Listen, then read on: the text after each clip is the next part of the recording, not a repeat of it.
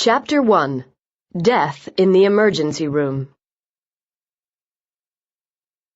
It was midnight on a hot July Sunday in Milwaukee, Wisconsin. Dr. Maxine Cassidy was still at work at Mercy Hospital Emergency Room. Most of the people she took care of in the ER lived nearby in the rough area of Milwaukee. After 8 hours on her feet, Maxine was exhausted. Shirley, the emergency room nurse, handed her a cup of coffee. "Are you sorry you left your research job at Marquette University?" asked Shirley. "You've only worked here 6 months, and already you look beat." Shirley sat down at the reception desk and watched the ER doors for new patients. Shirley was a big woman who could handle any kind of trouble. Maxine was small and slim, with short brown curly hair. "Coffee break is over, Doctor," said Shirley, nodding toward the woman who was coming through the doors. "Lavelle's here again." Lavelle was a young woman who lived near Mercy Hospital. She often came into the ER. This evening, she had a deep cut on her arm where she had fallen on the sidewalk. Maxine sewed it up and put on a bandage. "Come back in a few days, Lavelle, and I'll check it," Maxine said. Suddenly, Shirley saw that a woman had just entered the ER. She looked very sick and as if she was about to fall. Shirley ran toward the woman. "Quick, help!" she shouted to Maxine as the woman fell into her arms. Maxine ran to help, and together they carried the woman toward the examination table. The woman was wearing a red wig, a black leather miniskirt, and a thin pink sweater, and was holding a large black shoulder bag. As Maxine and Shirley helped the woman onto the examination table, her red wig fell off. She had short black hair that was wet with sweat. The woman lifted her head. "Maxine," she whispered. "Where's Maxine?" Maxine gasped. "It's Nanette Meyer, Dr. Hank Meyer's wife." Dr. Hank Meyer was a busy surgeon with many patients. He did surgery in 5 different hospitals, including Mercy Hospital.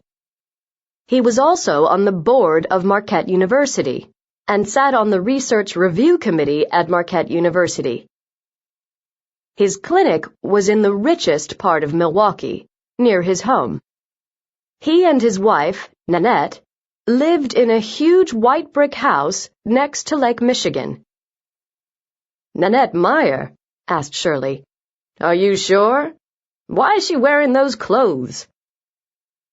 Shirley and Maxine helped the woman sit on the examination table. "Help me, I feel sick," she said. She couldn't sit up by herself. She kept falling against Shirley. "It is Nanette," Maxine answered Shirley. "But why did she come to Mercy Hospital ER? There are hospitals nearer her home." "I can't breathe," Nanette whispered.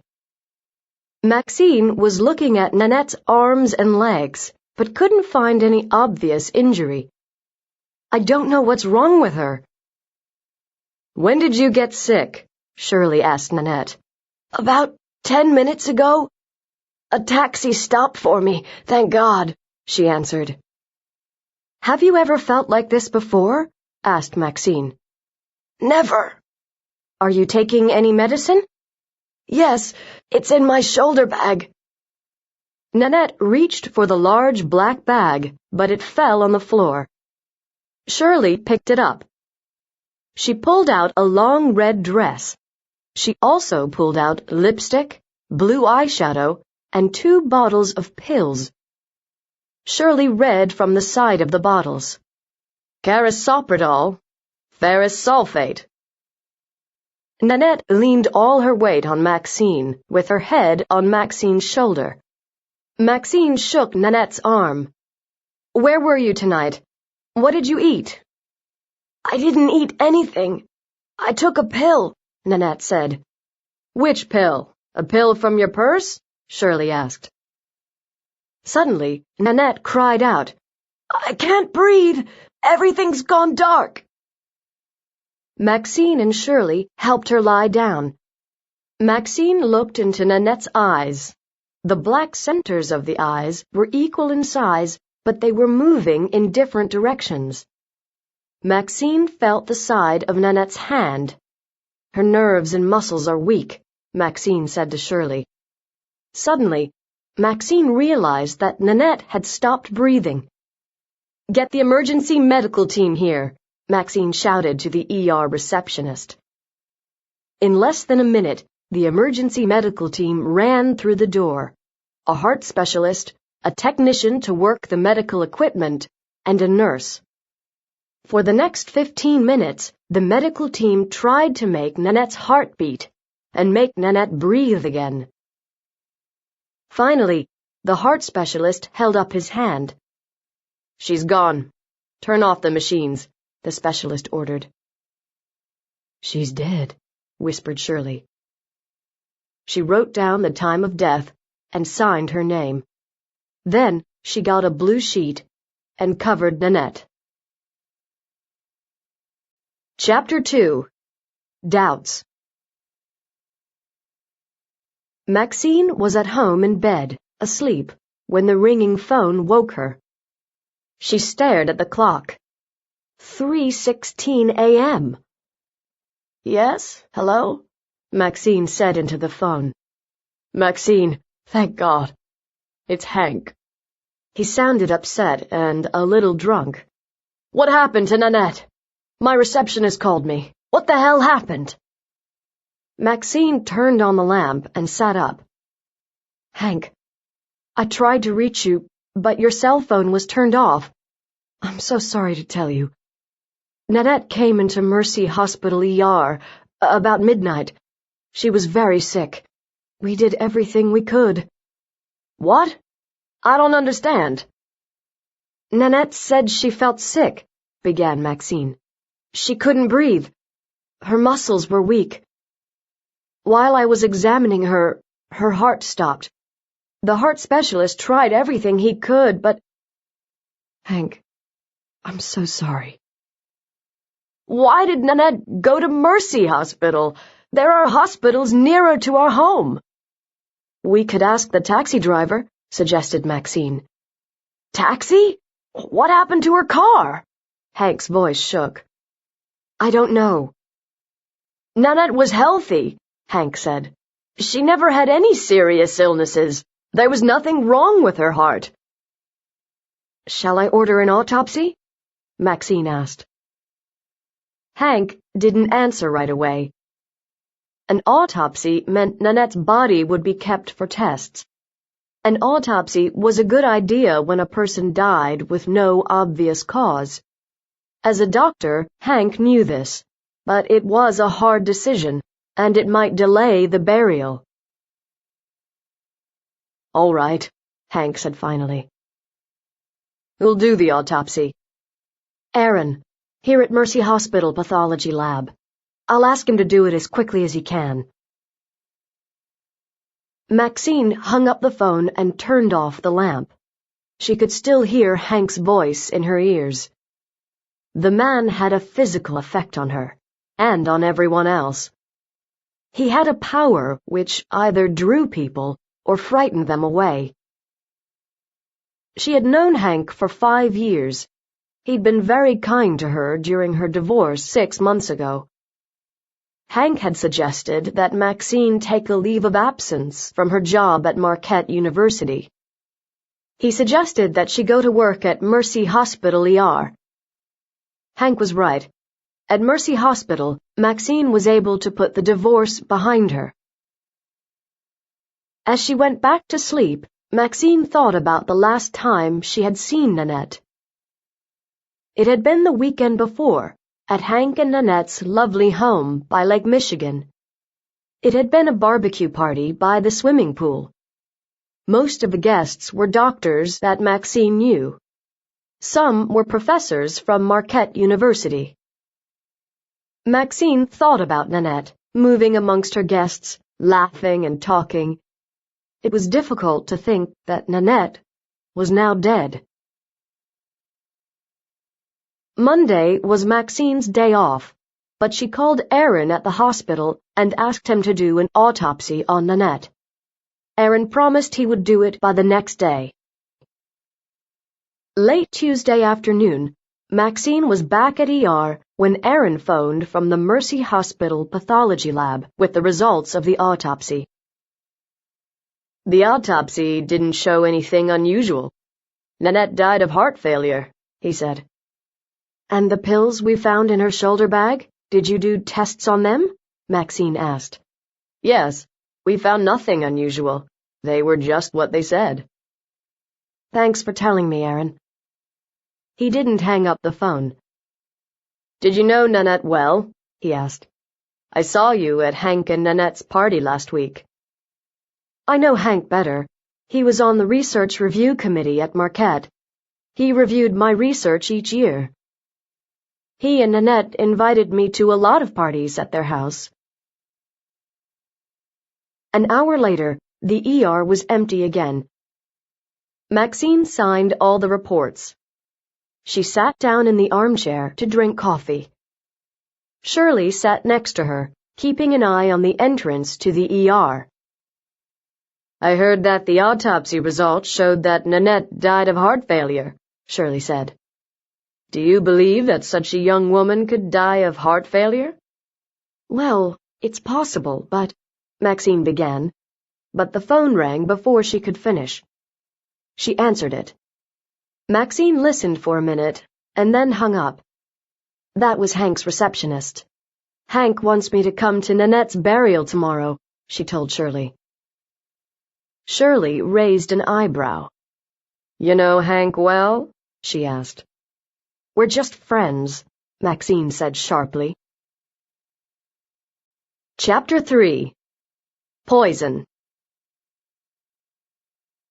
Nanette was buried on Wednesday in a grassy space shaded by tall trees. Birds sang, and a light wind from Lake Michigan cooled the July heat. Most people at the burial were doctors and their wives, dressed in expensive suits. They seemed more curious than sad, or just doing their professional duty. There were also many professors from Marquette University, including Maxine's colleague, Dr. Virginia Goust. The reception after the burial was at Hank's house. People filled the beautiful house, talking and eating. Maxine carried her plate into the library, where there was a grand piano and tall bookcases. The walls were covered in the same Chinese material as the comfortable sofas and armchairs. French doors led outside to the garden and the swimming pool. Maxine sat down at the shining library table. Then she felt a hand on her shoulder. Virginia! Maxine exclaimed. She liked Virginia because she was friendly and full of energy. They had been colleagues for years and had shared the same lab at Marquette. Virginia did brilliant research for new drugs. Virginia set her plate of sandwiches on the library table and sat down. Maxine, I've been leaving messages for you at Mercy Hospital. Why don't you call me back? Maxine took a bite of her sandwich. I'm sorry. I've been working so hard lately. What do you do besides work at the ER? Have you met any nice men? Are you dating anyone? Virginia leaned forward. No, Virginia. I'm still learning how to be an ER doctor.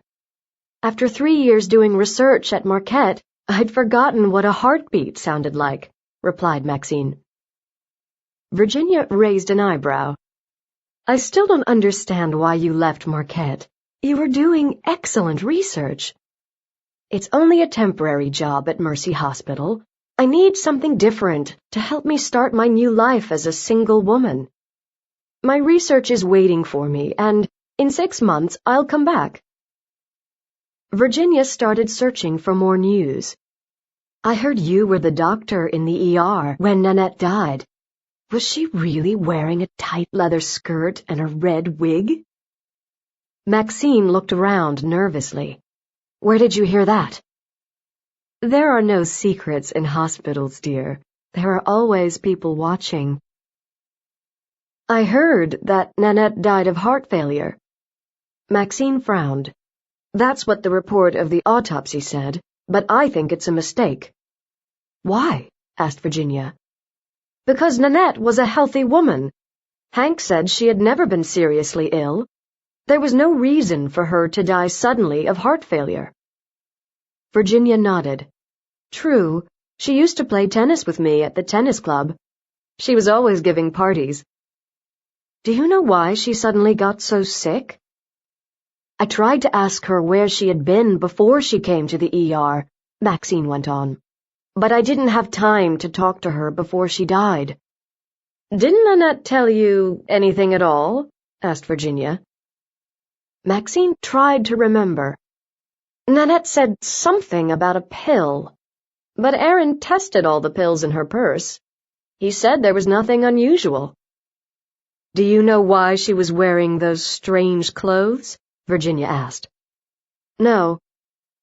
Maxine leaned forward and asked softly, Have you heard anything strange about Nanette? Not a word, replied Virginia, loudly. But I saw you giving Hank hungry looks at the burial. Are you having an affair with him? Maxine gasped. Absolutely not. And don't start telling people anything about Hank and me. We're just good friends. Maxine stood up quickly and went towards the front door. Hank was shaking hands with people who were leaving. Hank's face was pale, and his eyes were red. He held both Maxine's hands. She kissed his cheek. I'll call you, she promised, and hurried out into the hot sun. Ahead of her was an old friend, Stanley, a brilliant professor and researcher in biochemistry at Marquette. Maxine had talked to him a lot about her own research when she needed advice. I need to talk, said Maxine. You're worried about Nanette's death, Stanley guessed. They walked a short distance to a cafe and ordered some coffee. There's something wrong, but I don't know what, Maxine began. I don't even know how to start looking for the answer. In the ER, I thought that Nanette had heart failure. The heart specialist agreed. The autopsy said that she died of natural causes. But now I have started to think that her heart failure was caused by something that was not natural. I think we don't know the whole story. Stanley listened patiently as Maxine explained the details. I feel like a failure, Maxine admitted. Nanette came to Mercy Hospital ER and called my name. She thought I could save her, but I couldn't. Maybe I even did something wrong. Maybe it's my fault that she died. I'm a researcher, not an ER doctor, said Stanley. But I work in biochemistry, so I can make an educated guess. Nanette got sick very quickly, and her body shut down very fast. Her nervous system shut down first, which caused her muscles to get weak. To me, that sounds like poison. Poison? Exclaimed Maxine. Impossible. Aaron didn't find any poison when he did the autopsy. You can't find many poisons unless you do specific tests for them. Try to find a poison that affects the nerves and then causes heart failure, like a snake poison, for example. I don't understand, Maxine said. How could she get hold of poison? Before you worry about that, you have to find out which poison killed her, Stanley advised. How? Maxine asked. She's buried. Ask Aaron if he saved any blood from the autopsy. I'll do that, said Maxine. She stood up to leave. Wait, said Stanley. Is this the right thing to do? Is it important to find out how Nanette died? The autopsy report says heart failure. Hank seems satisfied with that. Maybe Nanette should be left in peace. Maxine drove to Mercy Hospital ER and arrived with enough time to go to the pathology lab and talk to Aaron. Aaron was doing an autopsy when Maxine pushed open the swinging doors of the pathology lab. He was wearing gloves, a green mask over his fat cheeks, and a large green surgical gown over his clothes. Maxine stood by the door and held a mask over her mouth.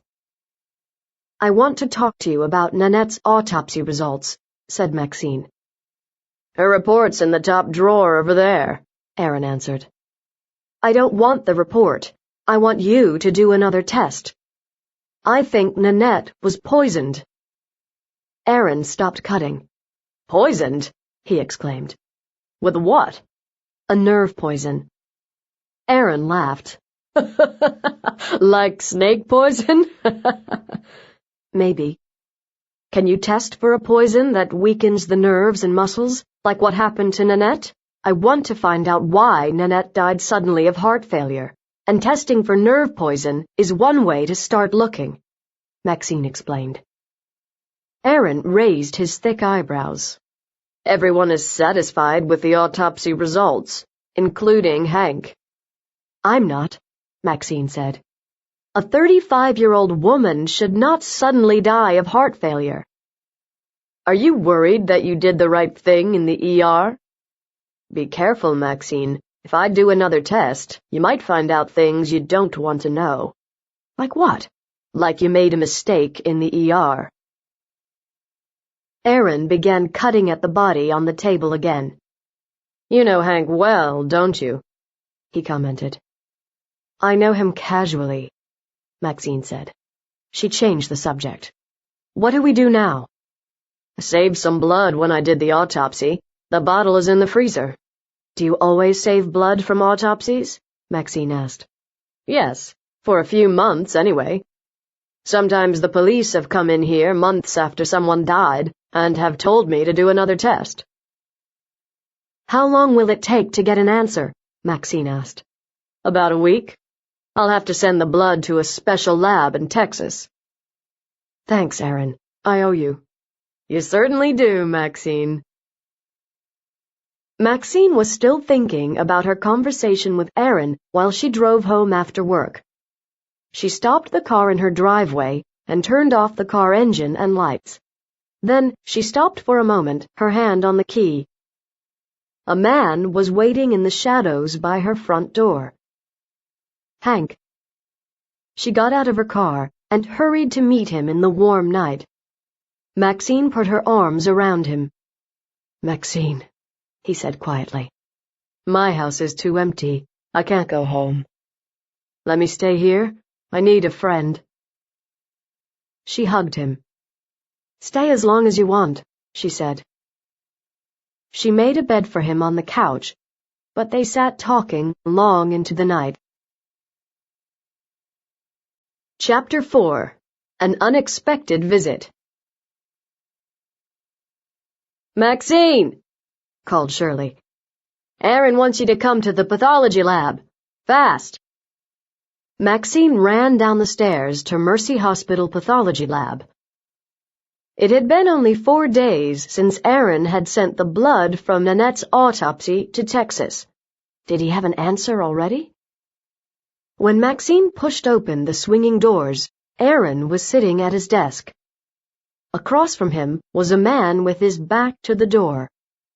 Aaron's face looked pale. Someone called the police, he announced. The man turned and looked surprised to see her. Maxine smiled. Detective Grabowski. Maxine was pleased to see Grabowski. She had met him a couple of months ago when he had come to the ER injured. He had asked her out for coffee afterward, and they had gotten along well, but she hadn't seen him since then. He worked long hours, and he didn't seem to have time for a social life. She was glad to see him again now. He was handsome, with dark hair, an untidy mustache, and muscles that showed through his shirt. "What's the problem?" Maxine pulled up a chair and sat down. Aaron answered. "The lab in Texas sent Nanette's report to the police." Grabowski interrupted. "Somebody at the lab decided that the Milwaukee police should know that a poison called tetrodotoxin was in a blood test sent from Mercy Hospital." "What?" Maxine gasped. "Tetrodotoxin?" "Your idea about a nerve poison was right, Maxine," Aaron said. "There was enough poison in that blood to kill 6 people. But it's amazing that it was tetrodotoxin." "Tetrodotoxin," Maxine repeated. Her voice shook. Grabowski frowned. "This was your idea, to do the test for nerve poison? Why is it so amazing that it was tetrodotoxin? I've never heard of it." Maxine nodded. "Neither have most people. I know about it because I used it in my research at Marquette University only 6 months ago." Grabowski frowned. "Let's start again. How long did you use the poison in your research?" "I started my research 3 years ago, and finished 6 months ago." "Did anyone else use this poison?" Grabowski asked. "I prefer to think of it as a research drug, if that's all right," said Maxine. "Okay, just tell me who else used it." "My research assistant, Charlie. He used it when he was helping me with my research. Do you want to know about my research?" Grabowski held up a hand. "Not yet." "How did you and the other researchers get the drug?" "I got mine from a chemical company in Chicago. They sell research drugs to laboratories. But the chemical comes from a fish called the pufferfish, which are used in medical research a lot. They're also rare and beautiful fish, and some people buy them for their fish tanks at home." Grabowski was writing in his notebook. "Who knew you had this poison?" "My research wasn't secret," Maxine said. "Lots of my students came to my lab to watch my experiments. Also, I wrote reports on my research that the university keeps. The drug company may keep my report secret, but Marquette University puts that information in a file. I suppose anyone could get hold of those reports. I gave talks about my research, too." Maxine's pager beeped. "I'm needed in the ER," she said, and hurried out the door. On her way to the ER, Maxine thought over the situation. Nanette had been poisoned by tetrodotoxin. Could it have been an accident? Had the poison come from Maxine's laboratory? But how? When she got to the ER, Maxine phoned Charlie. Charlie was a PhD student who worked as a research assistant as well as studying. He worked day and night and often slept in the lab. Maxine let the phone ring 10 times. Finally, someone picked it up. "Charlie?" Maxine said. "Is that you?" "Charlie, this is Maxine. I have to see you." "Can I come to your lab tonight when I get off work? After midnight?" "Sure. I'll still be here." He hung up. Shirley was listening. "Is this call connected with Nanette's murder?" "Who says it's murder?" Maxine demanded. "Got to be murder when that good-looking Detective Grabowski gets involved." "You're friendly with Hank, aren't you? Did that make the detective suspicious about you?" "Certainly not," said Maxine. "I know Hank because we're both doctors. Hank is on the research review committee at Marquette, and he does surgery here. I've worked with him in both places." "And you go to parties at his house," said Shirley. "So do a lot of people." "Not me," said Shirley. Chapter 5. Suspicions. At midnight, Maxine left the hospital and walked to her car. The air was hot and humid. It would be cooler at her house near Lake Michigan, where there was always a light wind off the lake. Maxine was tired and wanted to go home to bed, but she had to talk to Charlie. The buildings of Marquette University were dark among the trees. Maxine parked her car on the street and walked through the trees to the biochemistry building where Charlie was working. She opened the door with her key. She had not returned her key when she left 6 months before. She thought she would be coming back. A thin line of light was under Charlie's lab door. Maxine opened the door. Then she stopped, surprised. Grabowski was leaning against the computer. "What are you doing here, Grabowski?" Maxine demanded. "I phoned Charlie this afternoon, after you called him," replied Grabowski. "He told me you were coming here tonight. I decided to come too. I wanted to find out why you're in a hurry to talk to him," replied Grabowski. Charlie looked nervous. "Detective Grabowski was asking about your research, Maxine. What's this all about?" "I found out today that Nanette was poisoned with tetrodotoxin," Maxine said. Charlie's face turned pale. "Poisoned? How?" "That's what we're trying to find out," said Grabowski as he opened his notebook. "No one in any Milwaukee university is doing research that uses pufferfish or tetrodotoxin. That means this lab is the only place we know that definitely had the poison. That puts you in a very bad position, Maxine." "How did you get your tetrodotoxin?" Charlie answered. "We mailed a chemical supply company a document that proved we were a university laboratory. Then the company sent us the tetrodotoxin by special mail." "Where did you keep the poison when it got here?"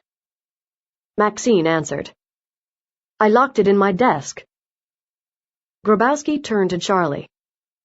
"Did you have a key to that desk?" Charlie looked nervous. "Yes, but I didn't need it. Maxine usually didn't lock it. She forgets to lock anything. Probably her car is not locked right now."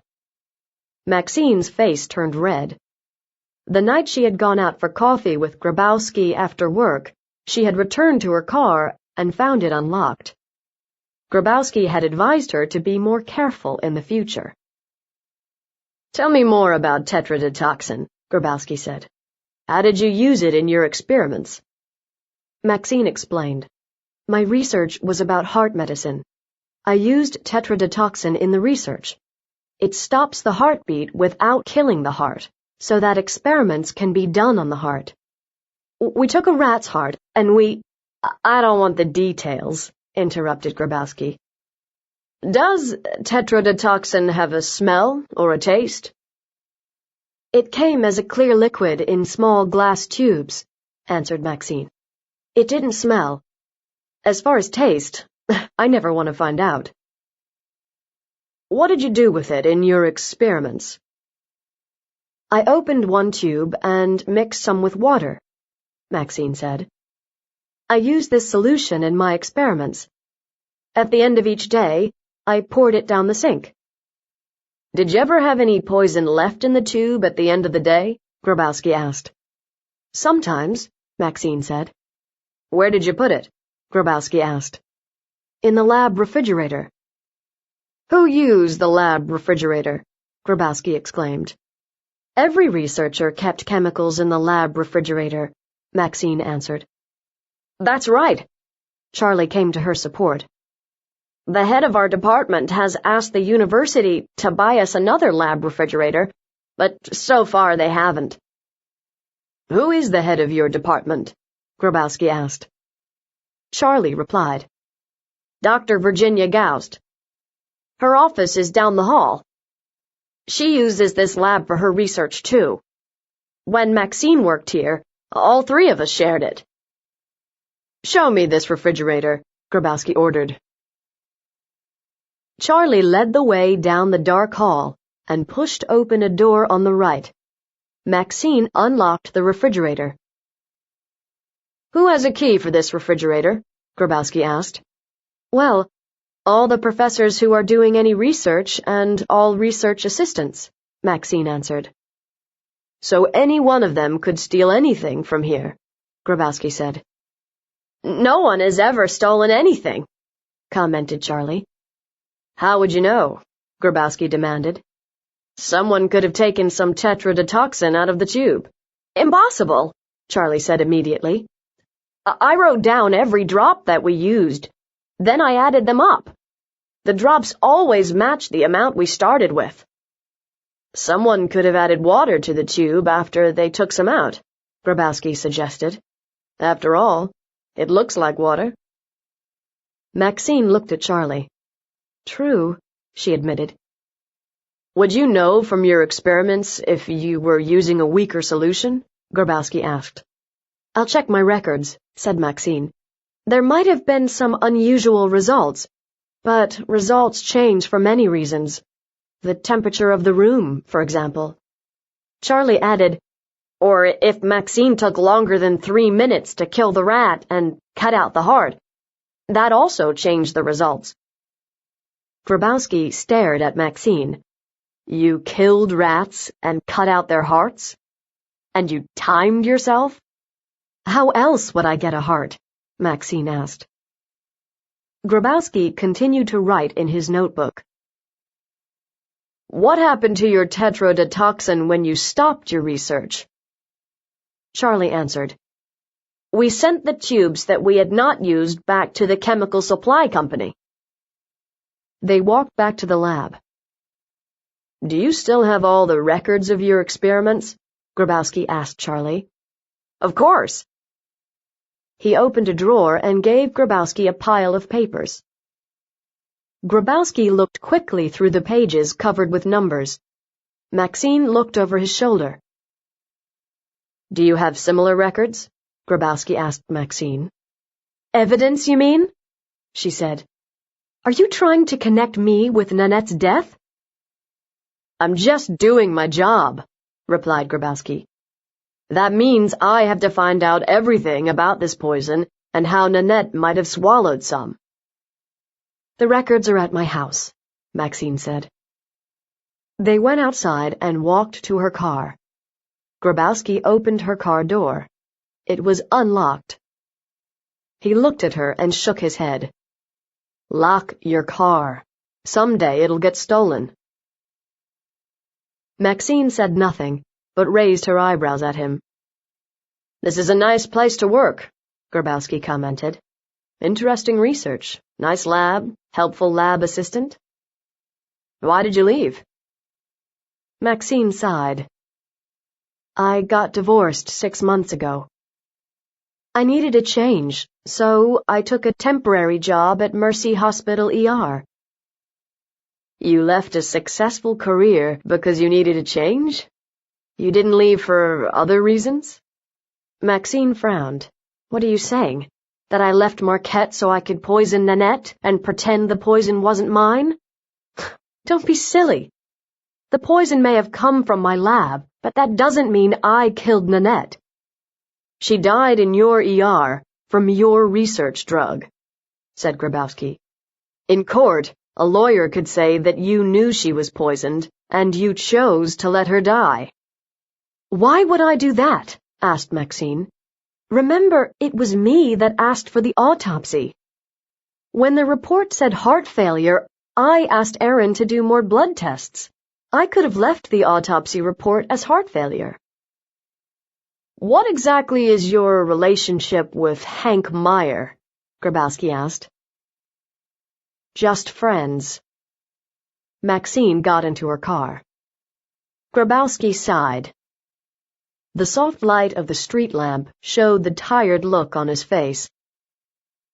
Maxine, today I learned that Hank Meyer got a parking ticket the night of Nanette's burial. His car was parked in front of your house. Maxine's face went red. I'm not having an affair with Hank. I have never had an affair with Hank. That night, he slept on the couch.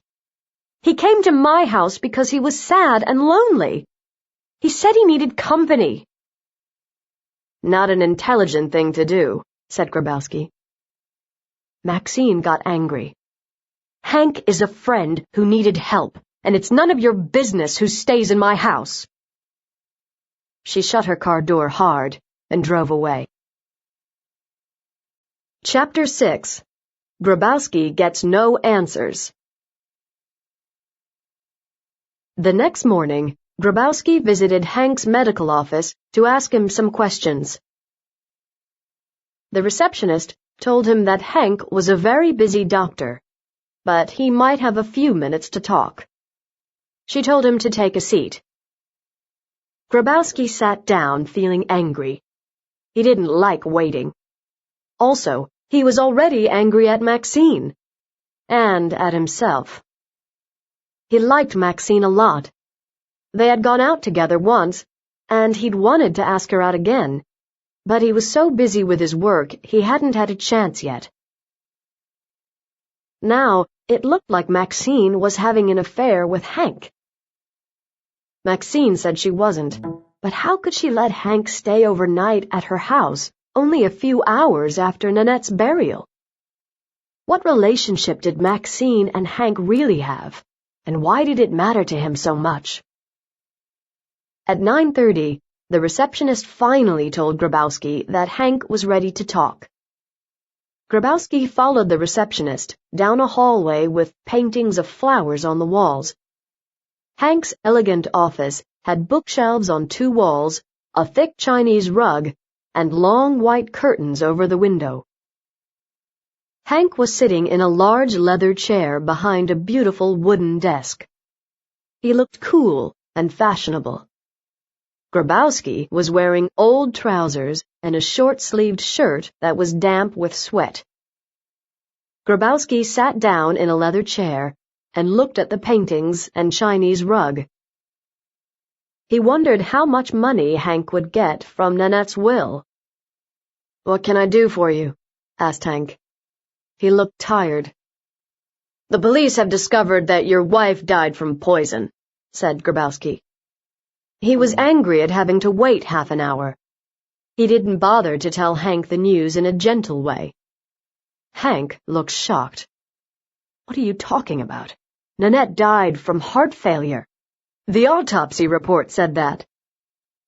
"Additional blood tests showed that the cause of Nanette's heart failure was a poison called tetrodotoxin," said Grabowski. He explained about tetrodotoxin. "We believe that Nanette swallowed the poison just before she died. Tetrodotoxin comes from the pufferfish." "Fish? Nanette didn't eat fish," Hank exclaimed. "She didn't like fish." "We don't think she ate the fish, but somehow she swallowed the poison." "What did Nanette do the day she died?" asked Grabowski. "I don't know. I didn't see her. I left home very early that morning to go to the hospital. Then I drove to the station to catch the train to Chicago. I had a 2-day conference at the Sheraton Hotel." "Which train?" asked Grabowski. "The 8:30 train. Why are you asking these questions?" asked Hank. Grabowski didn't answer.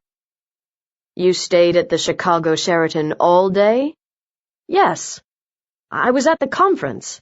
After dinner, I went upstairs to my room. My receptionist called me there. She told me about Nanette." "So you know nothing about what Nanette did that day?" Grabowski repeated. Hank rubbed his eyes. "She usually went to her classes at Marquette University. She was getting a degree in social work." "Why was another blood test done?" "An ER doctor asked for it," Grabowski said. "Who?" "Dr. Maxine Cassidy." Hank looked surprised. "Maxine never told me that." Grabowski ignored him. "I have more questions if you don't mind. Who knew what Nanette did the day she died? Maybe some of the other students in her classes?" "Maybe. I never met them. You can talk to her professors, or her tennis coach at the Milwaukee Tennis Club." "Your wife had 2 bottles of pills in her bag when she came to Mercy Hospital ER," said Grabowski. He read from his notebook. Carisoprodol and ferrous sulfate. Your name is on the bottles as her doctor. Were you her doctor? No, Hank answered. She had her own doctor, but when her medicine ran out, I wrote the prescription for more. It was easier for her. Why are you asking all these questions? We think someone might have put the tetrodotoxin into her food or drink. Hank's face turned pale. You're saying that Nanette was murdered? That's why you're asking all these questions? It's possible, said Grabowski. With poison from a fish? You're crazy. We think the poison could have come from a research lab at Marquette. They used tetrodotoxin in experiments. Who did? Hank demanded. Dr. Maxine Cassidy. Maxine? Impossible. Hank shook his head. You said Maxine asked for the additional blood tests. I'm not saying that Maxine poisoned your wife. I'm saying that she used the poison in her lab experiments, corrected Grabowski. Just then, the receptionist knocked on the door and opened it. Doctor, there are patients waiting for you, she said. Hank stood up and looked at his watch. I'm busy. If you have more questions, you'll have to come back. I do have more questions, and I want the answers now. Why was your wife wearing such strange clothing when she died? Grabowski asked. Hank frowned. What strange clothing? The red wig. The black leather miniskirt. Nanette was wearing a leather miniskirt the night she died? Hank asked, surprised. Yes. Do you know why? Grabowski asked again. Hank didn't answer. He opened the office door and started to leave. You don't seem very interested in Nanette's clothes and behavior. That's surprising, commented Grabowski. Isn't it unusual for a woman from the richest part of Milwaukee to put on a leather skirt and spend her evening in a very rough neighborhood? But Hank had already hurried away. The next 2 hours were a waste of time. Grabowski phoned Nanette's doctor, but the doctor told Grabowski to get a court order if he wanted medical information about Nanette. For the rest of the morning, Grabowski drove to the houses of the women who played tennis with Nanette. They were all wives of doctors, and they all had sun-browned skin, strong arms and legs, and expensive clothes. Grabowski sat in their million-dollar houses and drank iced tea, but he got no answers to his questions. No one knew what Nanette was doing in the rough neighborhood. No one knew why she was wearing a black leather miniskirt and a red wig when she died. By noon, Grabowski knew that Nanette played tennis 3 mornings a week, and she played card games 1 evening a week. She was married once before in Chicago, but no one knew her first husband. She had married Hank 9 years before. They had no children. Nanette had worked as a model until 2 years before. Then she started studying at Marquette University for a social work degree. Grabowski felt annoyed. If Nanette had a secret life, nobody knew about it. Or if they did know, they wouldn't tell him. Chapter 7. Hank Gets Angry. At 2 p.m., Maxine was at home washing shampoo out of her hair when the doorbell rang. Grabowski? She put on a bathrobe and hurried to the door. But it wasn't Grabowski. It was another police officer who had come to pick up Maxine's research papers. Don't lose anything, said Maxine. I'll need those papers when I go back to my research at Marquette in 6 months. Tell that to Grabowski. That morning, Maxine had looked through these papers, looking for any unusual figures that might show that someone had added water to her tetrodotoxin solutions. She found nothing unusual. After the police officer left, Maxine drove downtown to Marquette University. She needed to talk to someone about what was happening. She thought of Virginia Goust. Virginia shared a lab with Maxine. If the poison that killed Nanette came from Maxine's lab refrigerator, Virginia might have an idea how that had happened. Maxine parked her car under the same trees by the biochemistry building where she had parked it the night before. Inside was a strong smell of research chemicals used by students and professors. She knocked on Virginia's office door. Virginia was sitting at her desk, staring at her computer. Papers covered her desk. "Maxine," she called out with her usual good cheer. She quickly put her papers into her drawer. "I was just talking about you with a handsome police detective named Grabowski. He says that Nanette died from poison. He also said you asked for tests to be done for that poison. How did you know?" Stanley suggested it. Maxine took some exam papers off a chair and sat down. "What else did Grabowski ask you?"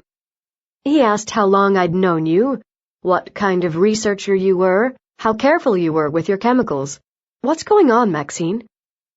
Maxine decided to tell Virginia everything, except about Hank spending the night at her house after Nanette's burial.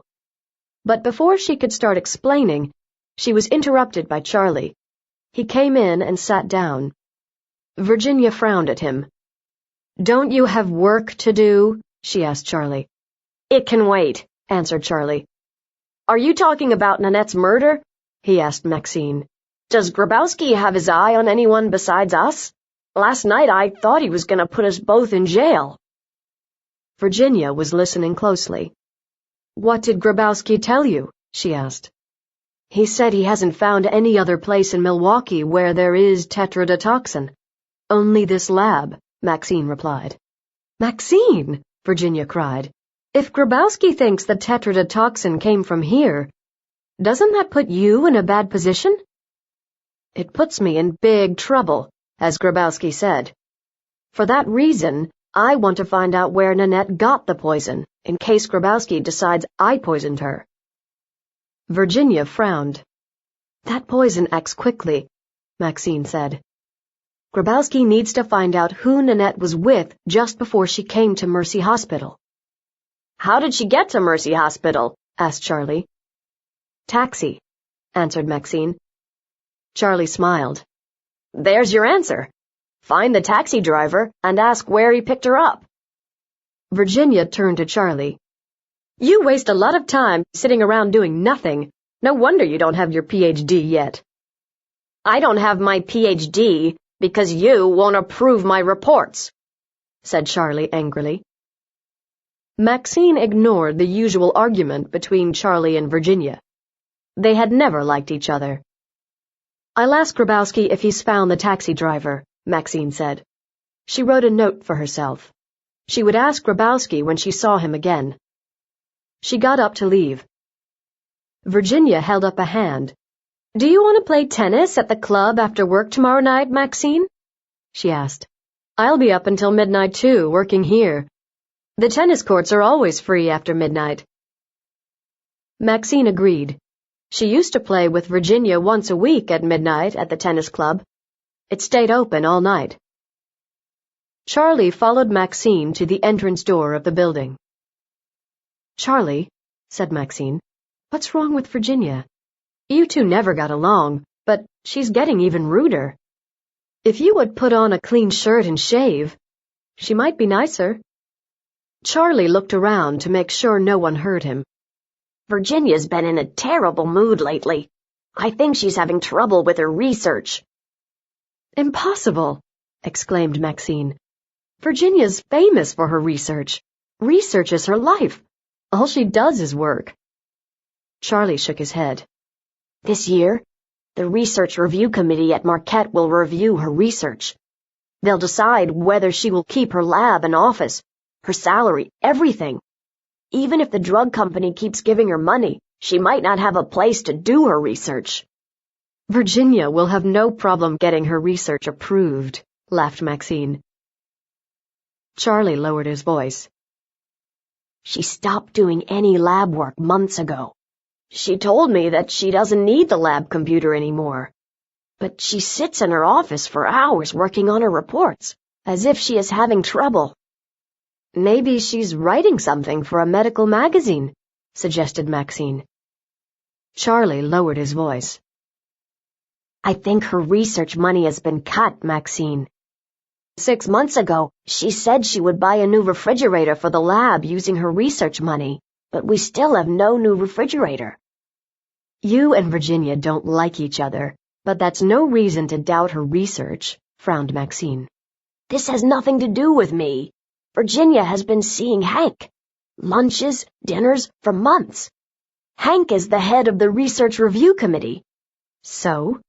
I think Virginia is trying to persuade him to approve her research, Charlie said.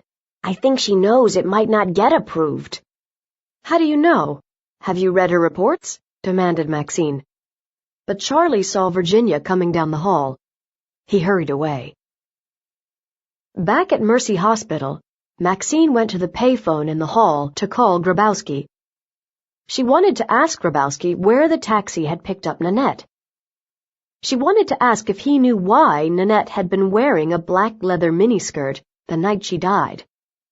She also wanted to ask if Grabowski had found another place to get tetrodotoxin in Milwaukee. Maxine called Grabowski's office. He was out, so she left a message with the secretary. Maxine was worried. Why did Grabowski get so upset when he thought she was having an affair with Hank? Did Grabowski think that Hank had murdered Nanette?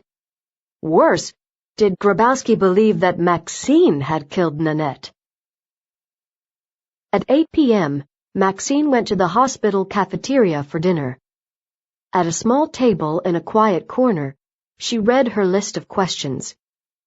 She was thinking about what else she should ask Grabowski when a hand dropped on her shoulder. Hank sat down next to her. His lips were tight, and his face was white. Detective Grabowski came into my office today with a crazy story. He said Nanette was poisoned. He said it might be murder. Hank's blue eyes were like stones. He said you gave him that idea. Hank, I should have called you. I wanted to wait until I knew more. Nanette is dead and buried. Can't you leave her alone? Hank asked. A healthy young woman with no history of a heart problem drops dead of a heart attack. It isn't right. Why do you care, Maxine? I'm trying to find out the truth. Hank, why does this bother you? It bothers me because I don't want this dark shadow hanging over her, Hank said. Nanette and I had our troubles, but I loved her. I'm sorry, Hank. He put his face in his hands for a moment. It's out of our hands now. He pushed back his chair. Chapter 8. Maxine and Grabowski Talk. The next morning, Maxine got up at 8 a.m. She wasn't working until 3 p.m., but it was such a beautiful summer morning with birds singing that she woke up early. Cool air from Lake Michigan blew through the trees outside her window.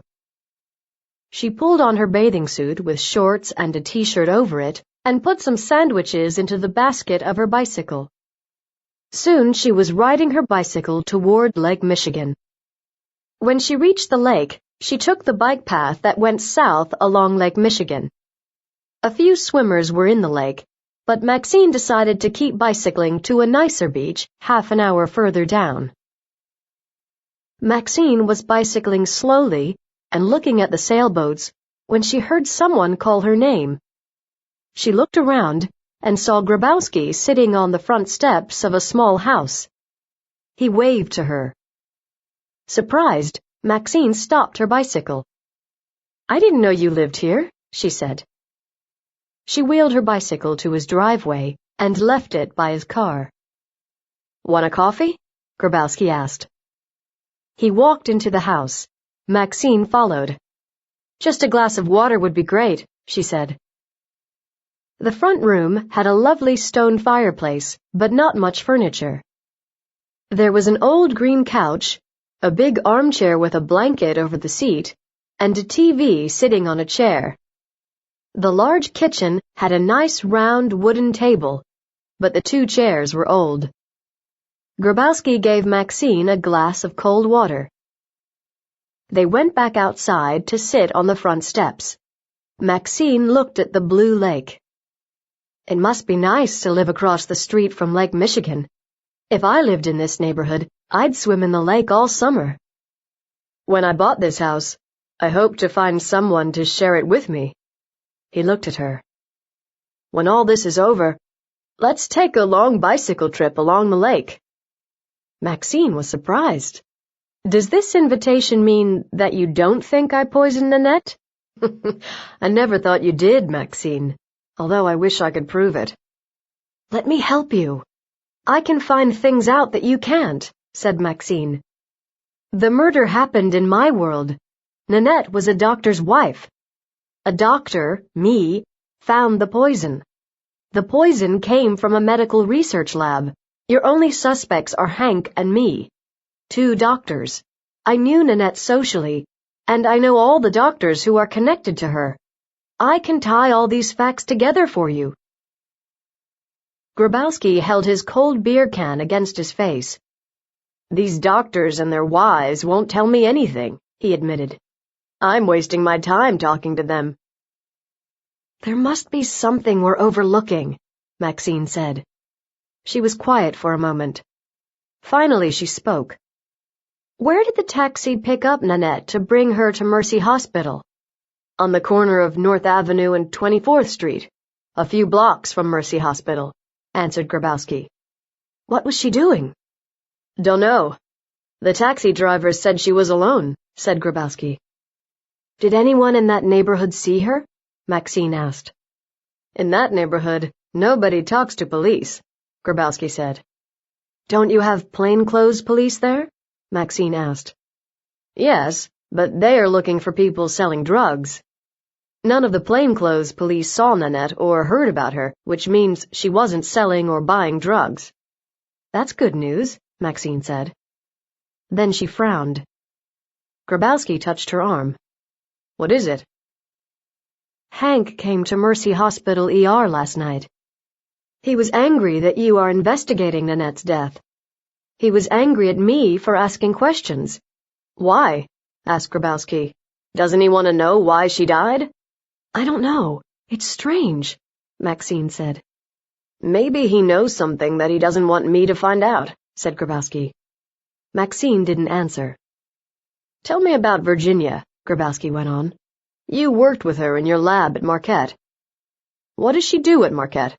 She teaches medical students, and she does research that is world famous. Virginia has a brilliant career. You sound jealous, Grabowski said with a smile. No, Maxine shook her head. Virginia has a brilliant mind, and she works harder than any researcher I know. She's at her lab nights, weekends, holidays. She also gets more money for her research than anyone I know. What is her research? Grabowski asked. Maxine didn't answer for a long time. Can you keep this quiet? It's not a secret, but Virginia doesn't want it to become public information.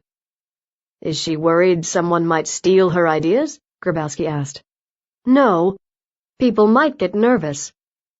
Virginia is trying to find a new drug to stop leprosy. Leprosy? Grabowski looked shocked. Don't worry, leprosy can be cured with antibiotics, Maxine explained. It's a skin disease. Then why is Virginia looking for a new drug?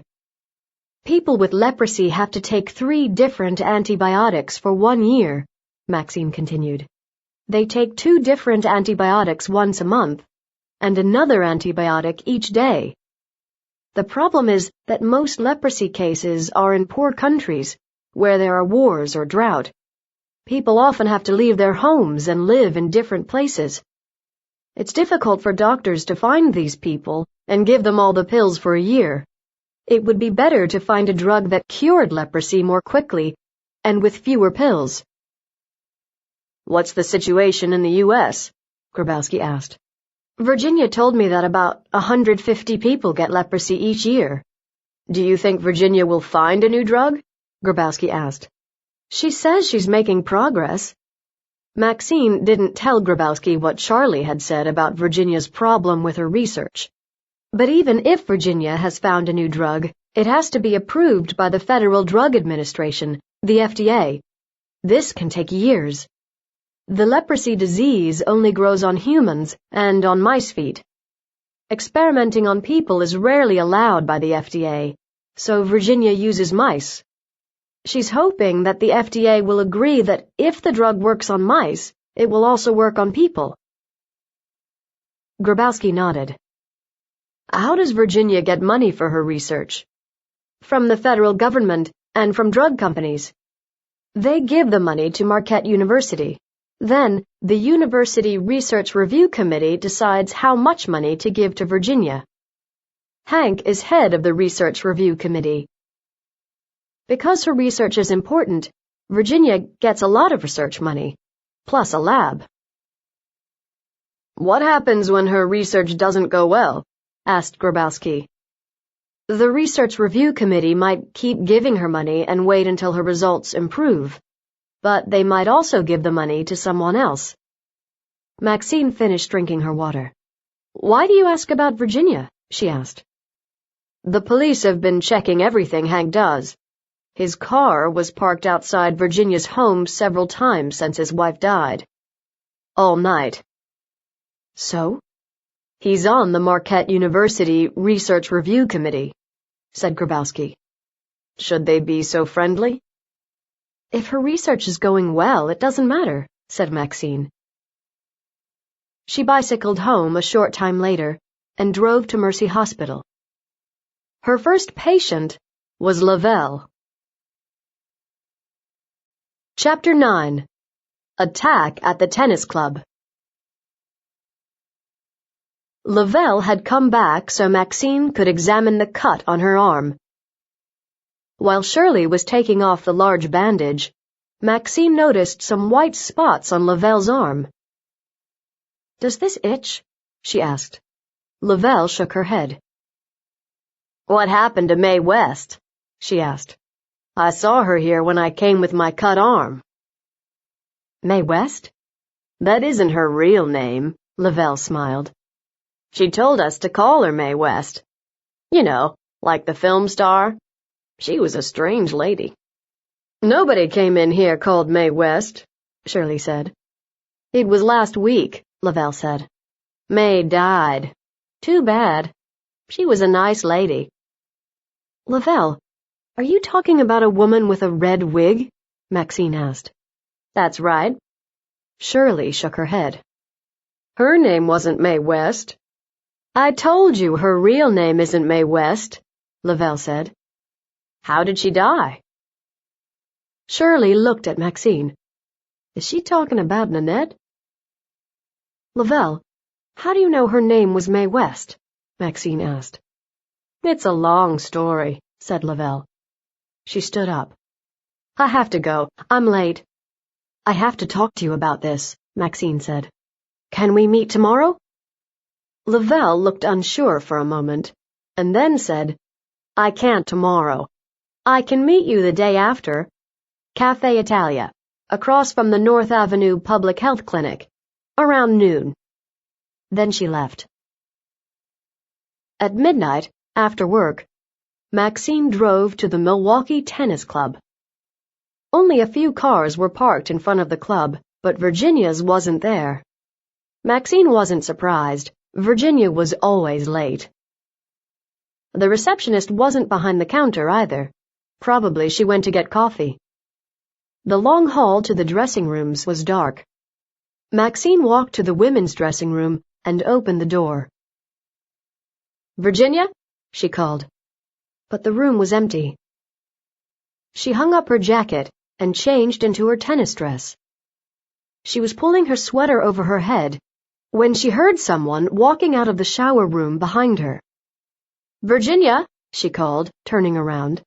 But suddenly, the lights went out. The room was completely black. Hey, turn on the light, she shouted. Behind her, she heard a noise. Who's there? She called. She waited, listening for footsteps. She moved toward the door to the hall. quietly feeling along the wall to find the light switch. She heard someone breathing and the small sound of a footstep. Someone was in the room with her. "Help!" she shouted. Suddenly, a blow came out of the dark. Something hit her over the back of the head. "Help!" she screamed again, hoping the receptionist would hear. She fell forward over a chair, hitting her head against a cupboard with cans of tennis balls. The cans fell on the floor noisily. The noise told the attacker where she was. Another blow hit her on the head again and on the arm. "Stop!" she screamed. She fell on the floor, covering her head with her arms. Just then, shouts came from the reception area. The door to the hallway opened and closed. The person had left. Footsteps were coming down the hall toward the women's dressing room. When the door opened and the light went on, Maxine was lying on the floor, her head and arm covered with blood. "Maxine!" Virginia gasped. A moment later, the receptionist and a security guard entered. "Where were you?" Virginia asked them angrily. She knelt beside Maxine and looked at her head and arms. "Maxine? Can you hear me? You're gonna be okay." The security guard phoned for an ambulance. The receptionist looked shocked. "I only left the desk for a few minutes," she said quietly. The ambulance took Maxine to Mercy Hospital. When the ambulance medics brought her into Mercy Hospital ER, Grabowski was waiting.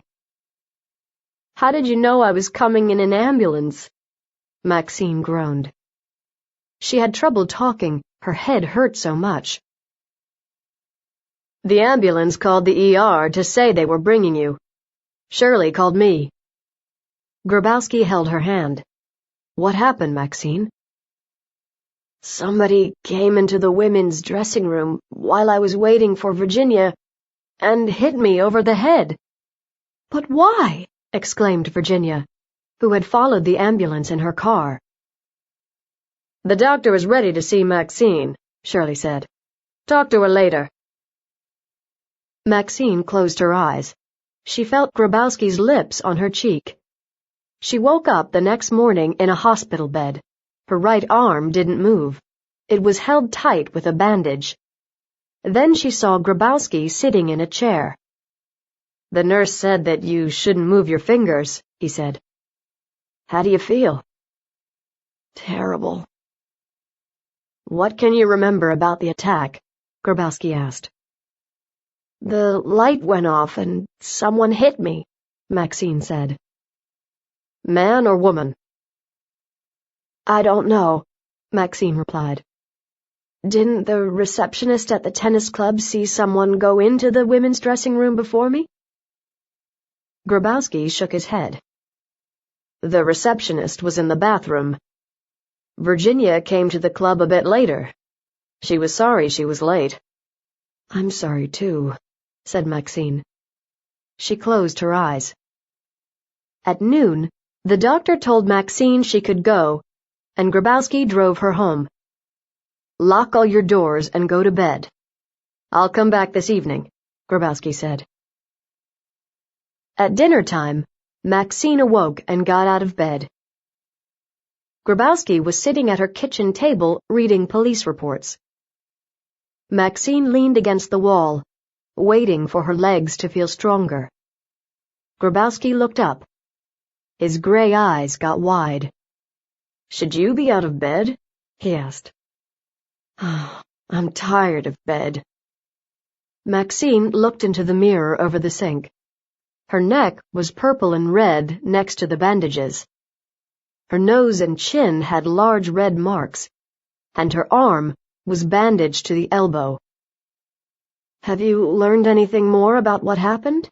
Maxine asked. "No one at the tennis club knows anything," he sighed. "Grabowski, I think this attack is connected to Nanette."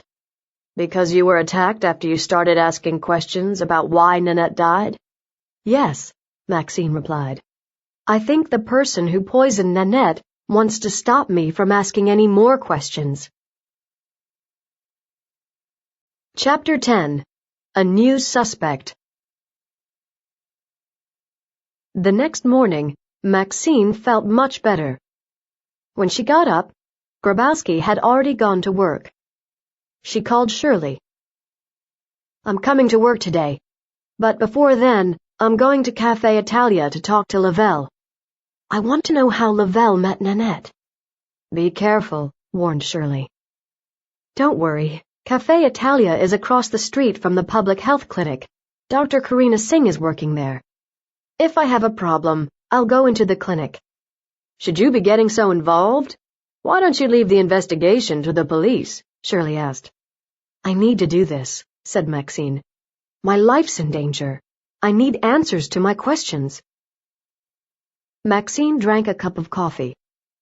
She found her box of photographs and put several photos of Nanette in her purse to show Lavelle. She went out to her car, which was parked in front of her house. Grabowski had kindly driven it home for her.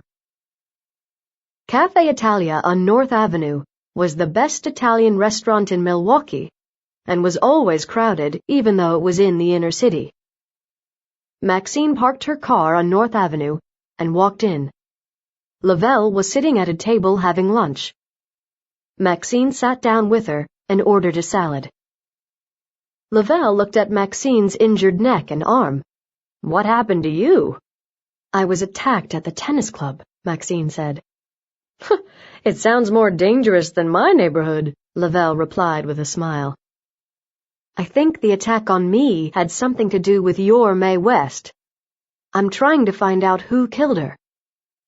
"Will you look at these photos? Tell me if this is Mae West." Maxine gave Lavelle the photos. They were taken at the last party at Hank and Nanette's house. Nanette was wearing black pants and a black t-shirt. She had her arms around Aaron. At her side, Charlie was talking to Virginia. Lavelle looked at the photos quickly. She nodded. "That's the lady." "Where did you meet her?" Maxine asked. "On North Avenue about a month ago. She was walking around, talking to people. She paid me $100 just to talk to me and walk around with me," Lavelle replied. "Why was she talking to all these people?" Maxine asked. But Lavelle didn't answer. She was looking behind Maxine. A tall man was standing there. Grabowski. Grabowski sat down in the chair next to Maxine. "When you didn't answer the phone at your house, I called Shirley. She said this meeting was about Nanette. I told you to stop asking questions, Maxine. You might get hurt again." Lavelle said to Grabowski, "I want to help this nice lady doctor. She takes good care of me. She's not doing anything wrong. She's just asking me a few questions about Mae West." "Who's Mae West?" asked Grabowski. "Nanette called herself Mae West," explained Maxine. "She used to walk up and down North Avenue talking to people. Lavelle was with her." "When did you find this out?" Grabowski frowned. "Why didn't you tell me?" "Lavelle told me when she came into ER the night I was attacked in the tennis club," Maxine answered. "I just forgot to tell you." "Please remember that I'm the detective," warned Grabowski. He turned to Lavelle. "How often did Mae West, walk along North Avenue wearing a tight leather miniskirt?" he asked finally. "A couple of times a week," Lavelle said. "What did she do?" he asked. "Mae just walked with us and talked to us," Lavelle answered. "Asked us questions about life in the neighborhood, about life on the street. She said she was writing a book." Maxine spoke carefully. "I think that Nanette came down to North Avenue to find out what it's like for women who live in rough parts of the community. She was getting a degree in social work, remember?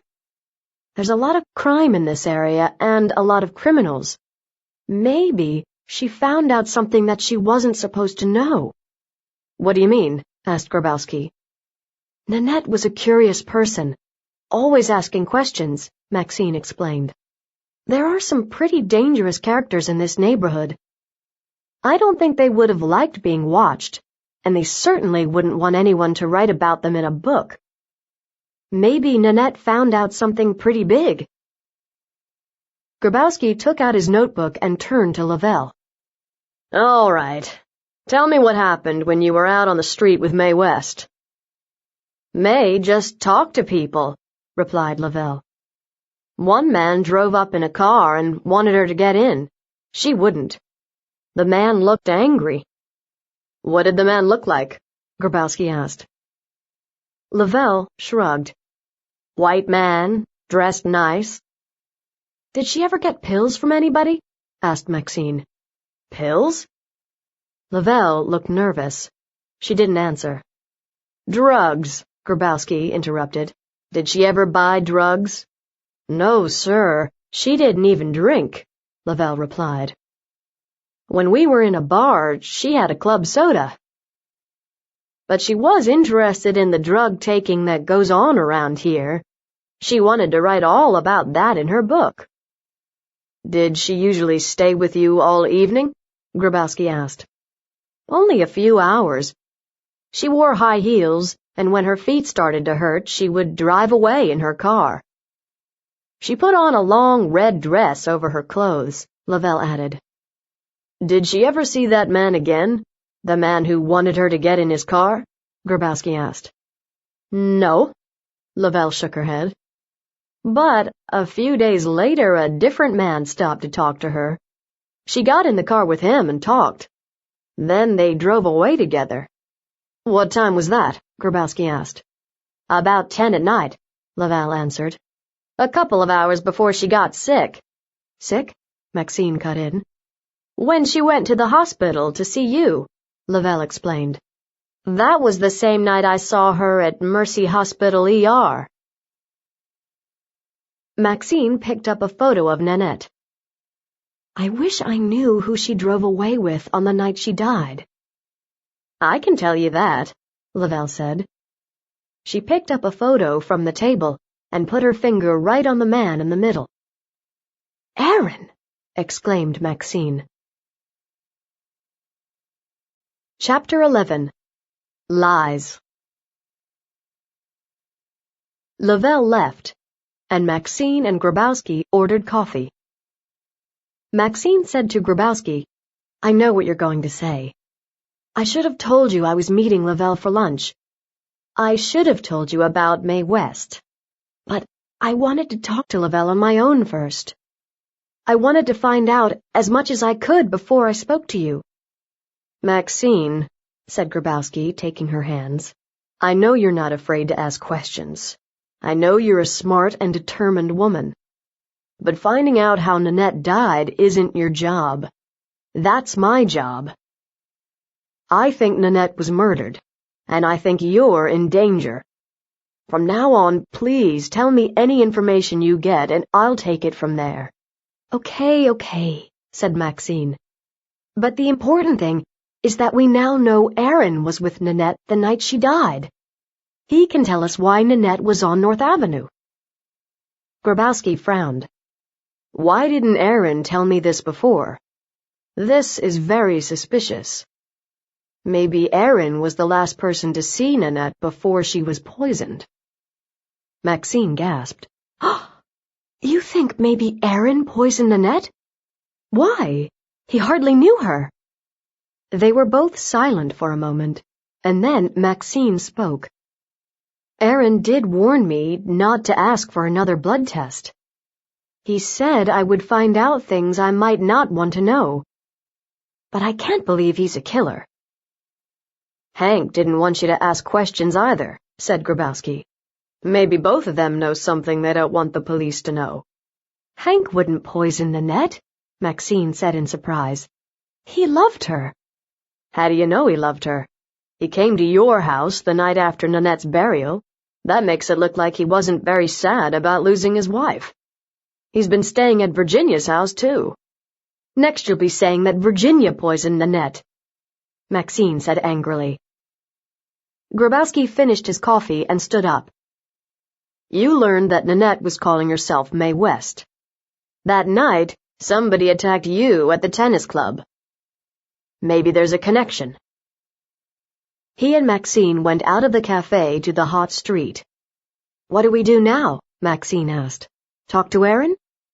"We talk to no one," Grabowski said.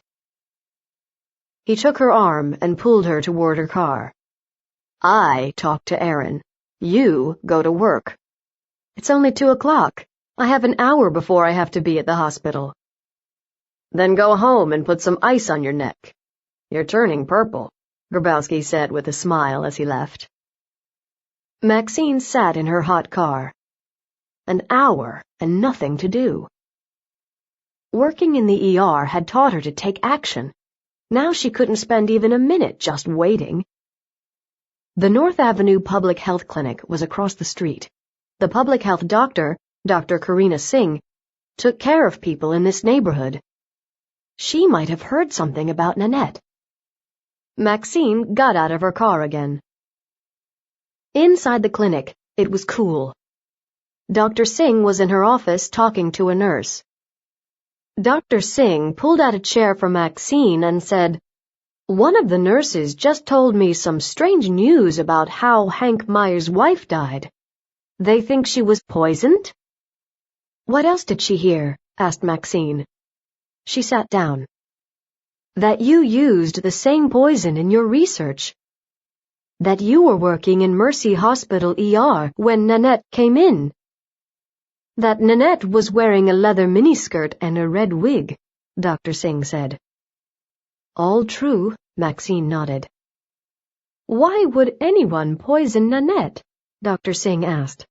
"That's what I've been trying to find out," Maxine answered. Dr. Singh smiled. "Aren't the police doing that? Detective Grabowski is on the case, but I think he's looking in the wrong place. That poison acts quickly. Nanette had to have been poisoned while she was near Mercy Hospital." Dr. Singh raised her eyebrows.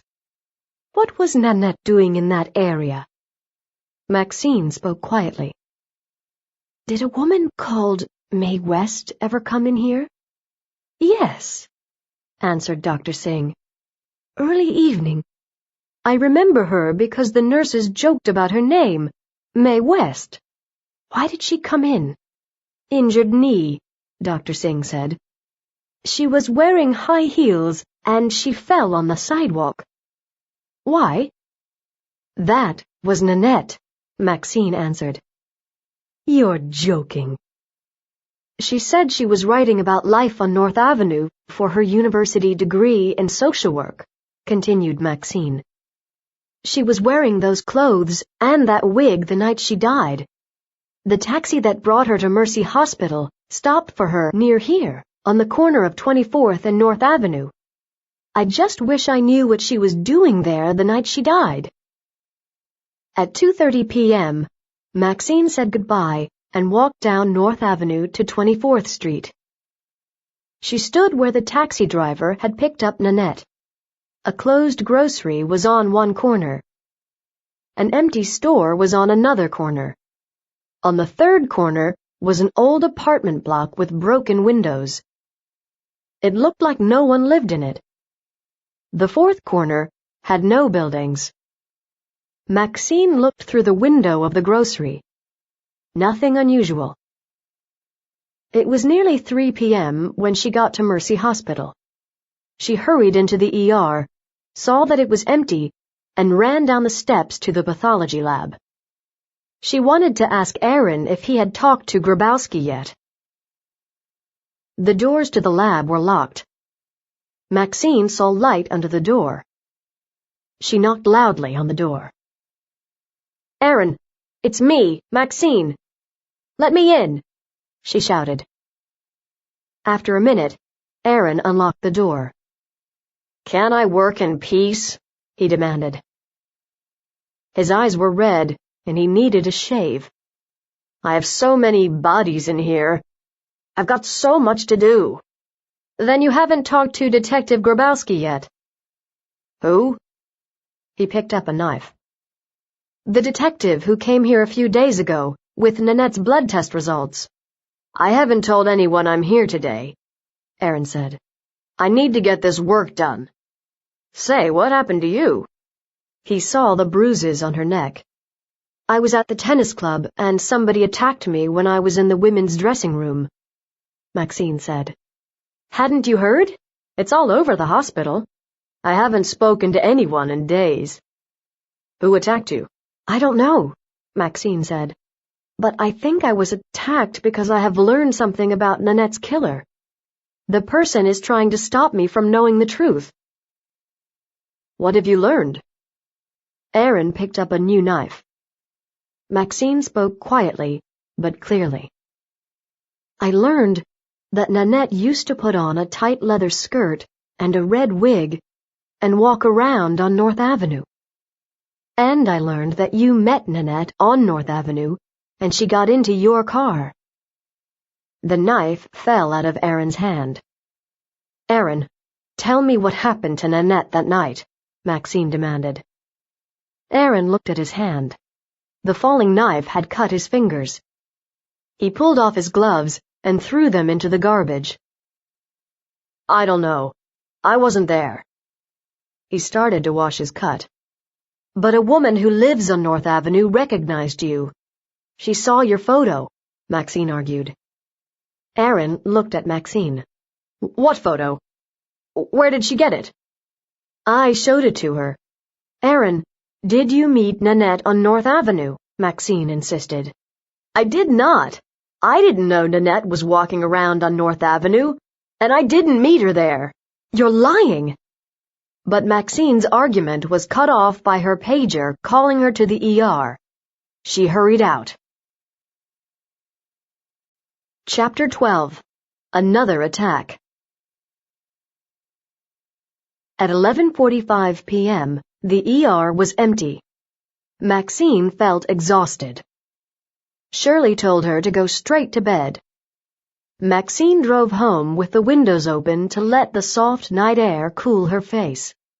The cool wind made her feel more awake. As she drove into her neighborhood, the air became fresher with the smell of flowers and grass. A few streets from her house, she pulled into an all-night grocery for milk and bread. As she got back into her car, she saw the dark figure in the back seat a second before a belt came around her neck and was pulled tight. Maxine couldn't breathe. She tried to get the belt from around her neck, and as she did, her elbow hit the horn. The loud noise made the attacker let the belt loosen slightly. Maxine got her fingers under the belt and leaned forward to push hard on the horn with her elbow. A young man coming out of the grocery heard the noise and ran over to the car. The attacker in the back seat jumped out and ran away. The man drove her back to Mercy Hospital ER. Shirley was still there. She called Grabowski, who arrived in 15 minutes, and began questioning the man who had helped Maxine. The young man said that the attacker was wearing dark clothes, black gloves, and a black cap. He couldn't say for certain if it was a man or a woman. Once he had finished with the man, Grabowski went to see Maxine. His hand shook as he held her shoulder. "I should have driven you home, Maxine. After one attack, I knew this might happen. I'll never forgive myself." "Not your fault, Grabowski." She felt sick. Her mouth was dry. Her tongue felt too big, and her throat hurt too much to talk. She reached for Grabowski's hand and held it tightly. Soon afterwards, the nurse came to take her to a private room where she fell asleep. When she awoke, Grabowski was sitting by her bed. Next to him was a vase of flowers. "You shouldn't have," Maxine smiled. "I didn't. These are from your friends in the ER. These are from me." He handed her some tiny pink roses. He pulled out a notebook. "I want to find out why the attacker was hiding in your car last night. Did you do something yesterday to make the attacker nervous? Tell me what you did after I left you at Cafe Italia yesterday afternoon." "Okay, but don't get angry with me." Maxine told him about meeting Dr. Singh. "I'll go and talk to Dr. Singh today," said Grabowski. Maybe she'll remember something about Mae West that might help us." "Have you found the taxi driver who picked up Nanette yet?" Maxine asked. "Yes, I spoke to him earlier today," replied Grabowski. "He said Nanette was on the corner of 24th Street and North Avenue, leaning against the wall next to a doorway. She was holding her stomach. When she saw the taxi driver, she started waving her arms. I walked to the corner of 24th Street and North Avenue and looked around," Maxine said. "Have you been there?" "Yes," said Grabowski. "There's nothing but empty buildings and stores around there. I've asked one of our plainclothes police officers to watch the corner." "I talked to Aaron after I talked to Dr. Singh," Maxine said. "Aaron said he didn't go to North Avenue. He said he never saw Nanette. He's lying, but I don't know why." Grabowski frowned. "Aaron could have killed her. You told Aaron that you knew he picked up Nanette a few hours before she died, and that night you're attacked." "Aaron couldn't have," Maxine said. "I'll decide that when I find him. He isn't at home. The hospital receptionist says he hasn't been there for 2 days." "He's hiding in his lab," said Maxine. "He locks the door when he gets behind with his work, and he doesn't tell the receptionist he is there." Grabowski left to find Aaron. Maxine slept. Hank stopped by at noon when he came to Mercy Hospital to see a patient. He kissed Maxine on the cheek. "It isn't safe for a single woman to work nights and go home to an empty house. Why don't you go back to Marquette University?"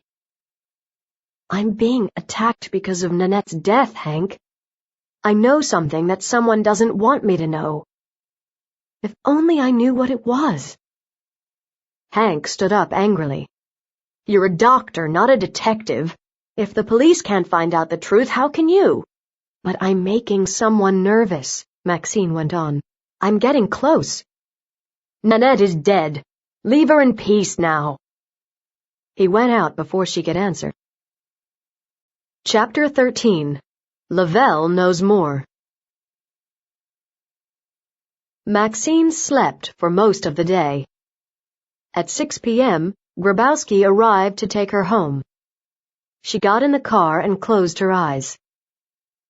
After a few minutes, she opened them to see Lake Michigan in front of her. Grabowski was parking in front of his house. "What are we doing at your house?" asked Maxine. "You're staying here until we find this killer. I want to keep an eye on you." "Do you give this protection to all women who are attacked?" Maxine smiled at him. "Only you." Grabowski smiled back. "Thanks for taking care of me." He helped her into the house, and she fell fast asleep on his bed. The next morning, Maxine awoke early and found Grabowski sitting outside reading the newspaper and drinking coffee. He was wearing purple swimming trunks and a t-shirt. Maxine looked at the blue waters of Lake Michigan. "What a beautiful spot for breakfast. I wish I felt strong enough for a swim." Grabowski smiled. "You can come back any morning you want." Maxine smiled at him. She sat down on the steps. "What happened while I was asleep? Did you find Aaron?" "Yes," replied Grabowski. "Did he admit that he met Nanette on North Avenue?" asked Maxine. "Yes. He decided that it was better to tell the truth to police. But his story has a problem. He said he drove her home." "Home?" said Maxine. "But she was on North Avenue when she got into the taxi." Grabowski nodded. "Aaron says he doesn't know how she got back to North Avenue, but I think he's lying." "Maxine, Aaron knew Nanette very well. He told me they were having an affair." Maxine looked surprised and went quiet for a few moments. "Aaron found out that Nanette was walking around North Avenue. He loved her and felt responsible for her. He made her come home." "You don't know how Aaron felt about her," Grabowski said. "Maybe he wanted to end the affair, and she wouldn't let him. Maybe she was driving him crazy." "That's not a reason for murder. Besides, where did he get the poison?" You've known him for years, Grabowski continued. You must have talked about your research. He must have visited you at your lab and somehow stole the drug. He could have put it in a piece of candy or something. So you think Aaron attacked me at the tennis club and in my car? Grabowski shrugged. Well, no one knows where he was during those hours. I can't prove any of this, but I'm watching him. He stretched and stood up. I'm going for a swim. Birds flew over the beach. Maxine drank her coffee and watched Grabowski swim in the cold water of Lake Michigan. Maxine tried to think. What did she know that was making the murderer of Nanette nervous? Maybe Nanette had said something important in the ER before she died. She thought about the night Nanette died. Nanette had said she had never felt sick like this before. She had said she took a pill, whatever that meant. A car stopped in front of the house. Hank got out. How did you find me? Maxine asked. Hank sat down on the steps next to her. Everybody at Mercy Hospital knows you are here. I hear Grabowski thinks Aaron killed Nanette. Grabowski's a detective, Maxine said. It's his job to suspect everyone, and Aaron does look pretty suspicious at the moment. Did he tell you that he knew Nanette was walking around in the inner city at night? Did he tell you he saw her the night she died? Yes. Maxine, he didn't kill her. I'm sure. He couldn't have. Hank, tell me the truth. Did you know that Nanette was walking around North Avenue? Maxine asked. Hank nodded. I found out about a month ago. I phoned home several nights when I was working late. Nanette wasn't home. She wasn't with any of our friends. So I paid a private detective to follow her. He said she went to North Avenue to get information for her university degree. He said she watched the street life. Hank, why didn't you tell Grabowski that you knew where Nanette was on the night she died? I didn't know where she was, answered Hank. I was in Chicago. But I figured it out when Grabowski told me she was wearing those terrible clothes. I didn't tell Grabowski because I didn't think her research on North Avenue was connected to her death. But you should have told Grabowski. He still suspects everyone. He even thinks you could have killed her. Me? Why? Hank said in surprise. Because you came to my house after she died and you stayed all night. Grabowski thinks that shows that you didn't care about her, that you cared about me. Grabowski knows about that?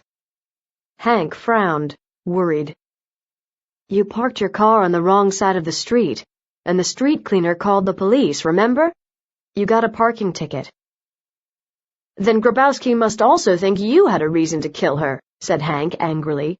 You could have got the poison. He sighed. I wish you hadn't started this investigation, Maxine. My friends and colleagues don't like having police come to their homes and asking them personal questions.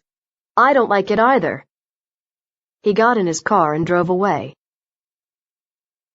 As he drove away, Grabowski came back from his swim. What did Hank want? I'm not sure. He told me he paid a private detective to follow Nanette, so he knew that Nanette was going there. Grabowski wasn't surprised. Lavelle said that Nanette talked to two men. One man just talked to her while Lavelle was there. The second man drove her away in his car the night she died. That was Aaron. Maybe Hank was the first man, Maxine suggested. Why didn't you ask Hank if he talked to Nanette when she was on North Avenue? Also, I can show photos of Hank to Lavelle. Let's go and get them. They're in my house. Good idea, said Grabowski, but I go alone. You stay here. And keep the door locked. When Grabowski got back, he sat down with Maxine and looked at the photos. There were photos of Hank talking to Virginia. Charlie was standing behind them. Aaron and Karina were eating. On Tuesday afternoon, Maxine went back to work at Mercy Hospital ER. She still had bruises on her neck, and now her right arm was bandaged from wrist to elbow, but she could use both her hands. The ER doors opened, and the first patient of the night was Lavelle. She had fallen again and cut her arm even more badly than before. "I'm going home to Alabama," Lavelle said. "I'm tired of Milwaukee. I've got about $10,000 in the bank. I'm gonna buy a house near my mother. A friend will drive me tonight. We'll get there in 2 days." "Where did you get $10,000, honey?" Shirley asked. Lavelle didn't answer. Shirley washed Lavelle's arm, and Maxine started to work on the cut. She noticed the pale spots on Lavelle's arm again. "Lavelle, when did you get these spots?" she asked. Lavelle shrugged. Maxine walked outside with Lavelle to wait for her friend to pick her up. "Before you go," said Maxine, "could you look at these other photos? Tell me if you saw this man?" She showed her the photos she took at the last party. Lavelle pointed to Hank. "That's the man who talked to her first, a few days before she died. He was the one that drove away." "Thanks," said Maxine. Lavelle's friend drove up, and Lavelle got into the car. Lavelle leaned out the window. "The police don't really think you killed Mae West, do they?" Lavelle asked Maxine. Maxine frowned. "The police are watching several people besides me. The problem is, we don't know why anyone would want to kill Nanette. So the police are watching people who knew about that poison and had the chance to poison Nanette. And that includes me." Lavelle spoke quietly. "The night Mae West died, she may have met somebody else. If she did, then that might be why she died." "Who is this person?" demanded Maxine. "I don't know the name. I shouldn't be saying any of this. I could get into trouble." Lavelle looked nervous. "It's someone in the photo you showed me. And go to North Avenue and 24th Street, she whispered as the car moved away. "Wait! Lavelle! North Avenue and 24th is where the taxi picked up Mae West. I've been there. There are only old houses and empty stores." But the car was already out of sight. Chapter 14. Maxine Investigates. Grabowski came to the hospital at 9 p.m. to take Maxine to his house. "Do you really think it's still necessary for me to stay with you?" asked Maxine, as Grabowski drove south on Lakeshore Drive. "If I go home, I promise to lock the doors of my house and my car from now on." "I think that the person who killed Nanette is worried about what you know," said Grabowski. "You can either stay with me, or I can put a police guard in your house." "I'd much rather stay with you," she said, as the car stopped in front of Grabowski's house. It was a beautiful night. The stars were bright, and the moonlight made a silver path across Lake Michigan to their feet. Maxine sat down and looked at the lake. Grabowski brought her a cold beer and sat down next to her. "I saw Lavelle today," Maxine said. "She came into the ER. "Did you show her the photos?" asked Grabowski. "Yes," replied Maxine. "She pointed to Hank as the man who spoke to Nanette." Grabowski didn't look surprised. "I thought so. Hank hired a private detective to follow Nanette once. He probably hated what Nanette was doing.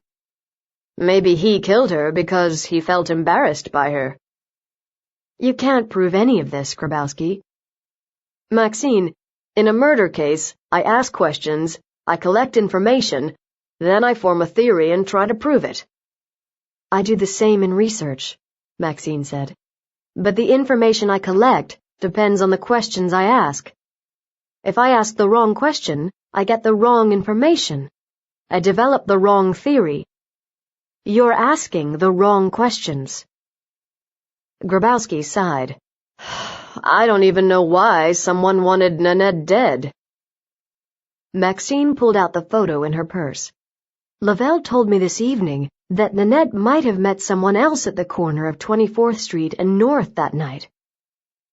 She told me to look at this photo, the one at the party with everyone in it. Grabowski looked at the photo. This doesn't help. We already know all these people. We can't find any unusual connection to Nanette. And all we know is that on the night Nanette died, Aaron says he took her home. Now we have to find out how Nanette got back to North Avenue after Aaron took her home. Her car was still on North Avenue, remember? Maxine said. Grabowski sighed. You believe Aaron. I don't. I talked to the taxi companies. No taxis picked up a woman wearing a red wig from the east side and took her to North Avenue. The only taxi driver took her to Mercy Hospital. Maybe she took a bus? No. We talked to the bus drivers on that route. It was late at night. They would have remembered her. Maxine, we have a witness who saw Aaron pick up Nanette that night. Lavelle. I need to talk to her. Maxine shook her head. You can't. Tonight Lavelle went home to Alabama. What? Grabowski shouted. Why didn't you tell me? I only found out tonight. She's tired of Milwaukee. She'll get to Alabama in about 2 days. Grabowski sat back in his chair. Lavelle suddenly decides she's tired of Milwaukee? More likely that Aaron made her leave. So our only witness has gone. He probably paid for her trip. Aaron wouldn't do that. Though I did wonder where she got her money from. Exactly, said Grabowski. She lives in the roughest part of Milwaukee, and suddenly she has money for a new life in Alabama? I'm sure Aaron didn't kill Nanette, Grabowski, Maxine insisted. And how could he even know Lavelle? Grabowski put his arm around Maxine and smiled at her. Surprised and a little confused, Maxine returned the smile. Then, inside the house, the phone rang. Grabowski went in to answer it. He shouted into the phone and came out, banging the door. I have to go downtown.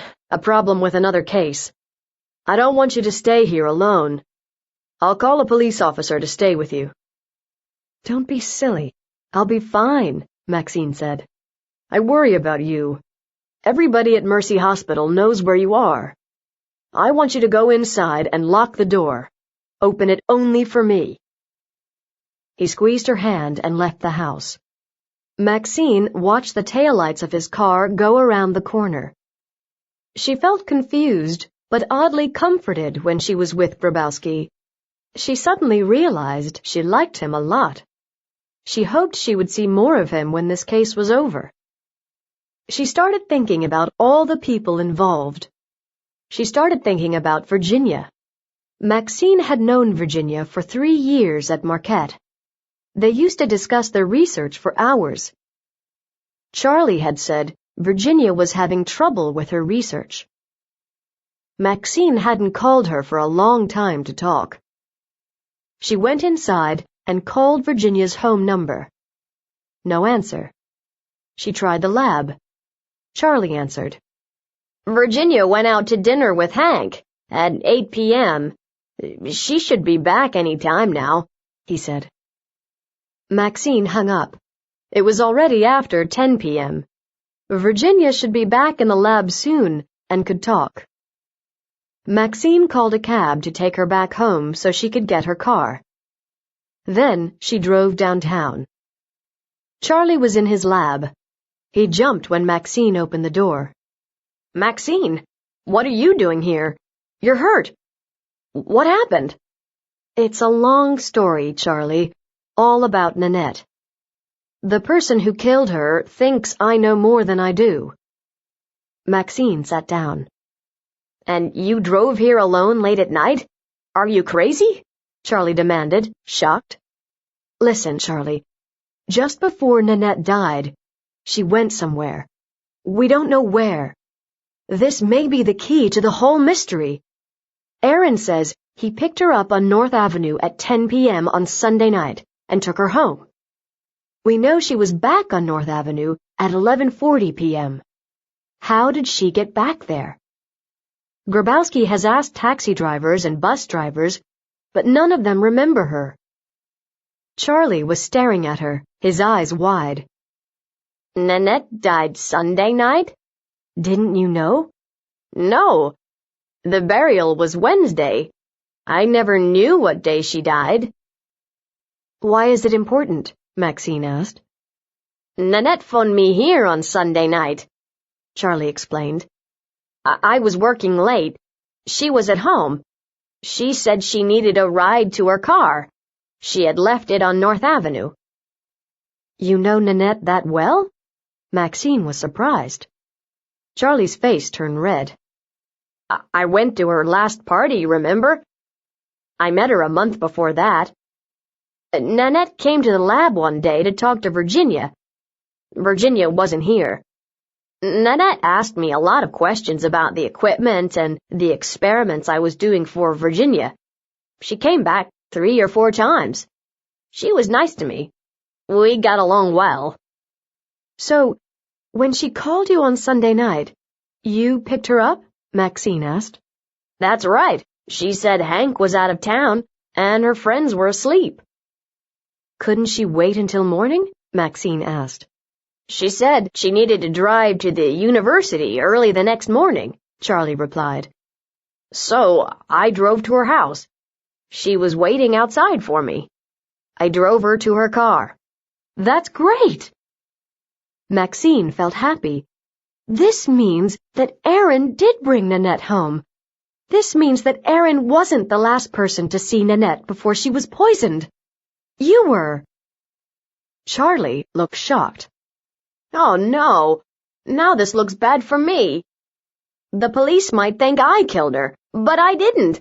I just gave her a ride. You believe me, don't you, Maxine? I believe you, Charlie, but we have to find the person who saw her after you did. Maxine started to go out the door. Wait, said Charlie. I didn't tell you what I found in Virginia's desk. Maxine felt very tired. She wanted to go to bed. Charlie, don't tell me about your fight with Virginia. It's not my business. Even if Virginia is lying to the university about her research, and if she is having trouble with money, what can I do? You've been Virginia's friend for years, Charlie said. Maybe you can help her. Maybe if you looked at her reports again, you'd understand what to do. All right, said Maxine. Where are these reports? Charlie took a big envelope from his desk. Here they are. I took them from her office when she went out tonight. I was right. Virginia is in big trouble. These reports show that she isn't close to finding a new drug for leprosy. Maxine frowned. She picked up a letter from the file. That doesn't make sense. This is a copy of a letter that Virginia wrote to the university and the drug company. Virginia says that she has discovered a new leprosy drug, and she wants permission from the FDA to test it on humans. Strange. Charlie shook his head. These reports don't show good results, even on mice. The Federal Drug Administration would never allow her to test her drug on people.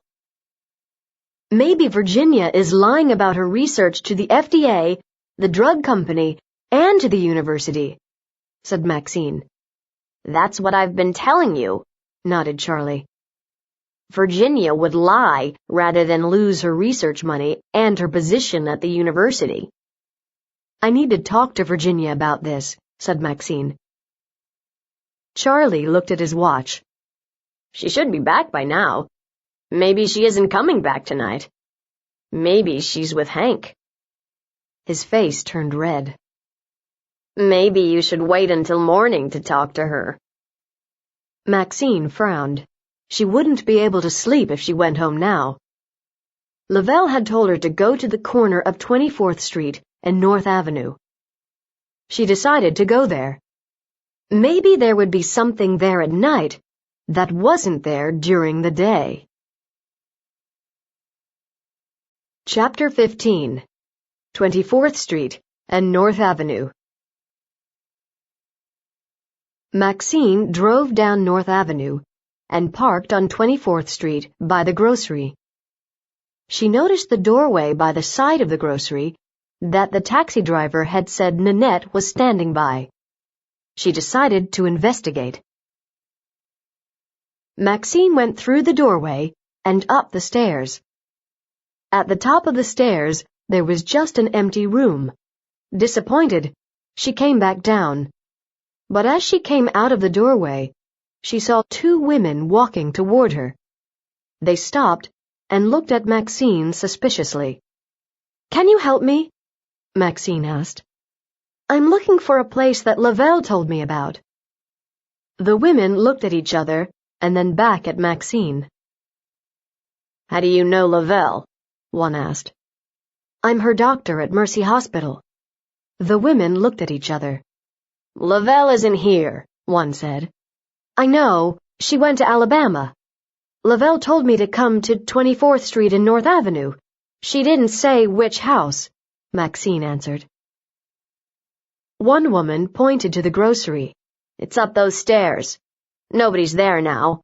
Wait a few days." "I don't want to wait," answered Maxine. "There's a phone number you can call. I have the phone number at home. Call me tomorrow, afternoon." She gave Maxine her telephone number. Maxine hurried to her car to write it down.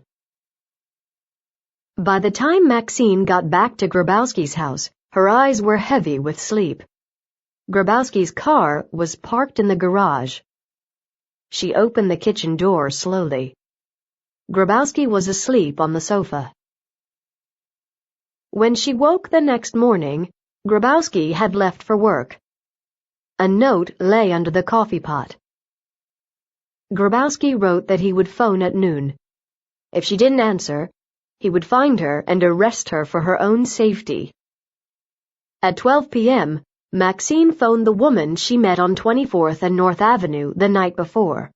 She wanted to get the phone number the woman had told her about. The phone rang 10 times. No answer. Maxine got some coffee and sat down to think. First, Charlie had said that he brought Nanette back to North Avenue. That meant that Charlie saw Nanette after Aaron did. But who saw Nanette after Charlie? Maxine was also worried about Virginia and wanted to talk to her about her research. Virginia had to stop lying to the drug company and the university. She could ruin herself. She called Virginia's office, but there was no answer. Before she could call Virginia at home, Grabowski phoned. "Where did you go last night?" he demanded. "I went to the university to talk to Charlie. I found out some very important information. Charlie saw Nanette after Aaron did. Charlie drove Nanette from her home back to North Avenue. Now we know that Aaron didn't kill Nanette." "Why didn't Charlie tell us this before?" Grabowski asked. "We didn't ask the right question. Charlie didn't know we were talking about Sunday night." Grabowski sighed. "Good work, Maxine. But please stop driving around in the middle of the night. You've already been attacked. I want you to stay at my house today until you drive to Mercy Hospital. I'll come to the ER tonight and follow you home. Don't leave the ER without me." Maxine hung up the phone. She wanted to talk to Virginia. She could drive to Virginia's house on her way to Mercy Hospital. She called Virginia at home. Virginia answered right away. "Come over, Maxine," she said. "I need to talk to you." Virginia lived in a large brick house with a beautiful garden. A stone wall around the garden had pots of flowers on it. Her house was only a few blocks from Maxine's house. Maxine rang the doorbell, but Virginia did not come to the door. "Virginia!" Maxine called, but there was no answer. She walked around the house. She knocked on the back door. "Virginia!" she shouted. but there was no answer. Maxine went to the garage to look for Virginia's car. The garage was near the back door. Virginia's car was in the garage with the engine running. There was a strong smell of gasoline. "Virginia?" Maxine shouted. "Help! Somebody call an ambulance!" she screamed in the direction of the street. She put a handkerchief over her mouth and nose and ran into the garage. Behind her, a shadow moved. She turned to see who it was. Then something hit her on the head. Everything went black. When she woke up, she was in an ambulance. There was another person lying next to her in the ambulance. Virginia. Virginia had also been hit on the head. The ambulance driver told Maxine that the neighbors had heard her screams. The neighbors had called the ambulance and the police. When they got to Mercy Hospital ER, Virginia and Maxine were sent to surgery. She got out of surgery 2 hours later. Grabowski was waiting for her. "I told you to go straight to work, Maxine." Grabowski's face was pale. "Why didn't you ask me to come with you to Virginia's house?" "I wanted to talk to Virginia about her research," Maxine said. "She wouldn't have talked about it with a police officer sitting there." "Where is Virginia?" "Home. She had a cut on the head, but it wasn't serious." "I have to talk to her," said Maxine. Grabowski shook his head. "A crazy person is following you. Promise me you will stay here until I take you home." Grabowski went out in the hall. He met Hank coming out of the elevator. Hank looked worried. "How's Maxine?" he asked. "What happened to her?" "She was attacked again, this time at Virginia's house." "Virginia was also attacked," answered Grabowski. "It's because of this stupid investigation," said Hank. "I told Maxine to stop. I told her she would get in trouble." "Where have you been?" demanded Grabowski. "I tried to reach you at 1 p.m. today. Your receptionist said you had just left. She didn't know where you were. Your cell phone was turned off." Hank looked nervous. "Aaron called me.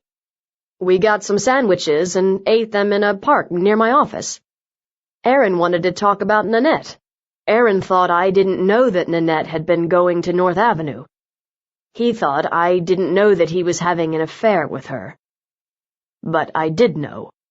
I paid a private detective to follow her." Hank's pager beeped. He looked at his watch. "I'm busy. Talk to me later." Grabowski held up his hand. "An hour ago I arrested Aaron for the murder of Nanette." "No," said Hank. "You've made a mistake." "We found out that Aaron's car was parked 3 blocks from Virginia's house at lunchtime. He had time to hit Virginia on the head, turn on the car engine, and then hit Maxine before he met you for lunch." Chapter 16. Hank Takes Action. Maxine sat in her hospital room, unable to sleep or even rest. She didn't want to stay in the hospital, but the surgeon said she should stay at least 1 night. She kept thinking about Nanette.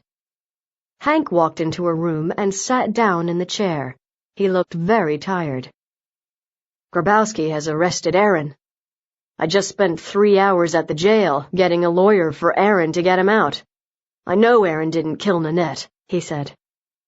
"Grabowski has made a big mistake," Maxine exclaimed. "Grabowski says that the police saw Aaron's car a few blocks from Virginia's house at the same time that someone attacked you and Virginia in Virginia's garage. The truth was that Aaron was parked in front of your house. He was waiting for you. He wanted to talk to you about Nanette. He wanted to tell you that he was sorry that he lied to you about following Nanette to North Avenue. He wanted to tell you that Nanette let him drive her home because he persuaded her that North Avenue at night was dangerous. But I hadn't been home for days. I was staying at Grabowski's," Maxine said. "Aaron didn't know that," said Hank. He'd been working hard in the lab and hadn't talked to anyone at Mercy Hospital. He waited outside your house for an hour. Then, he drove to my office to talk to me. We had a sandwich in the park. But Grabowski says he still had time to walk to Virginia's house and hit you and Virginia over the head. Aaron was just in the wrong place at the wrong time, said Maxine. Tell Grabowski, said Hank, then changed his mind. No, don't. He'll arrest me too. Every time he looks at me, I feel he's going to send me to jail. He won't, Hank. Anyway, I know someone who saw Nanette after Aaron the night Nanette died. Who? Asked Hank. Charlie. Hank looked surprised. Charlie? The PhD student who worked with you and Virginia at Marquette? Nanette hardly knew him. Nanette only invited Charlie to our last pool party because he was a friend of Virginia's. That's what Nanette told me. That wasn't true. Nanette knew Charlie very well, said Maxine. Nanette went to his lab a few times to talk to him. She called him after Aaron took her home the night she died. Charlie was still at the lab. He went to your house to pick her up. So Charlie was the last person to see Nanette before she was poisoned? Hank frowned. Yes, replied Maxine. Nanette had left her car parked on North Avenue. I think she let Aaron take her home because he wouldn't go away unless she got into his car. But she wanted her car. So Nanette phoned Charlie at the lab and asked him to take her back to North Avenue. Why not call a taxi? Hank asked. Maxine thought carefully. There must have been a good reason. Maybe she needed to talk to Charlie about something. Hank looked confused. Why did she want to go back to North Avenue? I don't know, Maxine said.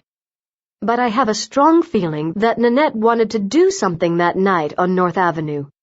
So Charlie drove to my house, picked up my wife, and drove her to North Avenue. Yes, nodded Maxine. Then Charlie brought the poison with him from the lab, said Hank. Charlie must have saved some poison from your experiments. He killed Nanette. Then you came to his lab and started asking questions. He got nervous, so he tried to kill you 3 times. Then Virginia got suspicious about what he was doing, so he tried to kill Virginia too. No, wait, Hank. I didn't say that Charlie killed Nanette. I just said that Charlie saw her after Aaron. Hank wasn't listening. He opened the door. I'm going to find Charlie. Wait! But the door closed. Maxine felt panic. Hank might do something dangerous when he found Charlie. Charlie was a quiet person. He only cared about his work. He didn't have many friends. He liked Nanette because she talked to him and made him feel important. Why would Charlie poison Nanette? And would Charlie try to kill Maxine? Charlie and Maxine had been friends for years. On the other hand, Charlie didn't like Virginia. Virginia had stopped Charlie from getting his PhD for years. If Virginia were gone, Charlie could get his PhD, get his own research money, and get Virginia's lab. Had Charlie changed Virginia's research reports to make her look bad? Had Virginia found out? That would be a reason for Charlie to attack Virginia.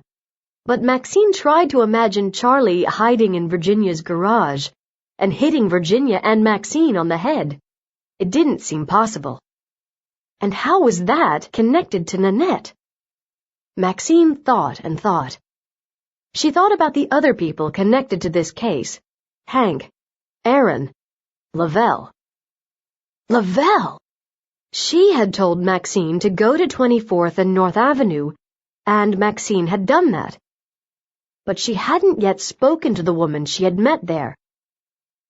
The woman had said she had a phone number that was connected to the room above the grocery.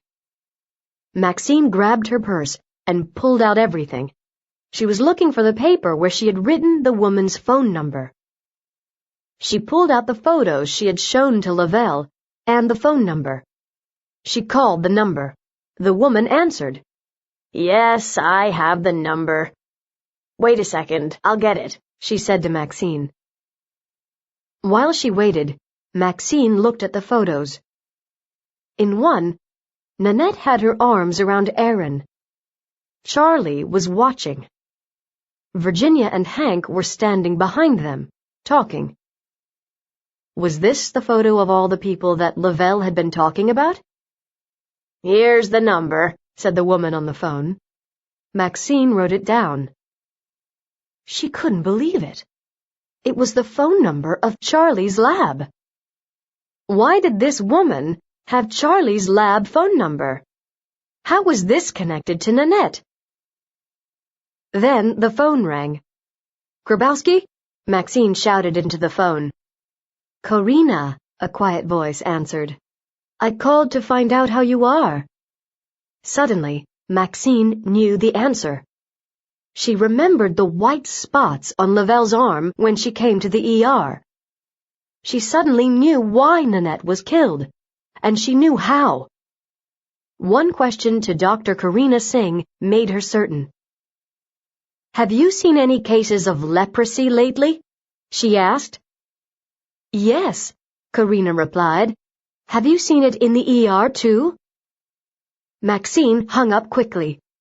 She phoned Charlie at the Marquette lab. There was no answer, but maybe Charlie was busy and couldn't answer the phone. The phone rang. It was Grabowski. "Hank's going to Marquette," Maxine shouted. "He thinks Charlie killed Nanette. I'm going there now," she said. "Stay right where you are," Grabowski shouted, but Maxine hung up the phone. Then she got out of bed and put on her clothes, hurried out of the hospital, and got into a taxi. The taxi dropped her on the street near the Marquette Biochemistry Building. A white Mercedes was parked in front of the biochemistry building. Hank's car. The building was dark. Voices were coming from Charlie's lab. She opened the door quietly. Hank was inside. His back was to the door. Charlie and Virginia were facing Hank. They were looking at something that Hank had in his hand. "I didn't kill Nanette," Charlie said. His voice shook. "The last time I saw Nanette was Sunday, the night she died. She phoned me here at the lab about 11:30 p.m. She was at her house. She said her car was parked on North Avenue. She wanted her car. She asked me to drive her there." "Why did she call you?" Hank asked. "Why didn't she call a taxi?" "When she phoned, she wanted to talk to Virginia, but I told her that Virginia had gone home, so she asked me to come. Then, in the car, she kept asking more questions about Virginia's research." "Stop talking about Virginia," Hank shouted. "You came to our house and you killed her." "No," Charlie shouted. "I drove Nanette to the corner of 24th Street and North Avenue and left her by her car. That was the last time I ever saw her. That was just before midnight. I didn't know until yesterday that she died right after I left her." "You're lying," Hank said. Hank raised his hand. He was holding a gun.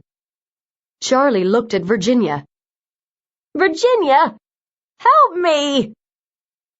Virginia said nothing. Maxine pushed the door open. "No!" she shouted. As she entered, Charlie pushed Hank, hard. Hank fell down. He hit his head on the table and lay on the floor without moving. The gun also lay on the floor. Charlie reached for the gun, but Virginia picked it up. She pointed it at Charlie. Chapter 17. Maxine Finds the Truth.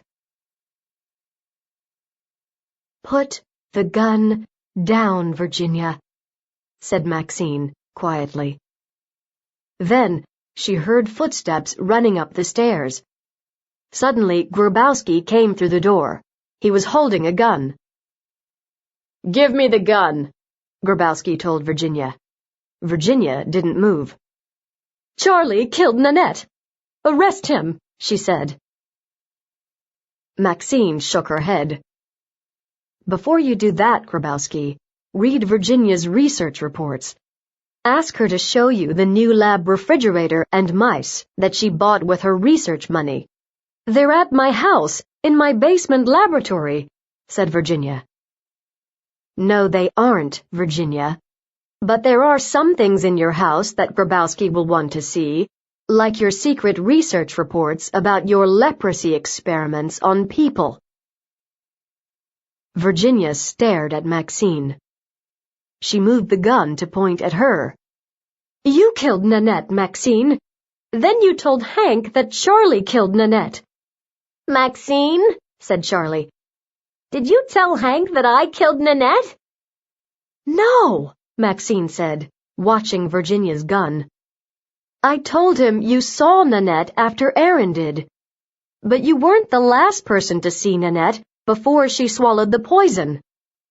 Virginia was. Virginia poisoned Nanette." "What?" Charlie gasped. "Virginia had a big secret. Nanette found out," said Maxine. "It was a secret that would have ruined Virginia forever." "Is that true, Virginia?" asked Charlie. Virginia didn't answer. Maxine said to Virginia, "Were you shocked, Virginia, when Nanette walked into your little room on North Avenue? Did you recognize her in that red wig and leather miniskirt?" "How did you find out?" asked Virginia. "A woman called Lavelle, one of the women you gave the pills to, recognized you from a photo," explained Maxine. "At first, I thought Lavelle was looking at Charlie in the photo, but she was looking at you." Virginia didn't notice that Grabowski was moving slowly behind her. Maxine and Charlie moved toward the open door to the hall. Maxine kept talking to Virginia. "You wrote reports to the university about your new drug, Virginia," Maxine said. "You said you were testing your new drug on mice. But you lied." Maxine moved closer to the door. She kept talking so that Virginia would not look at Grabowski. Maxine said, "Then I phoned you to say I was coming to visit you at home, Virginia.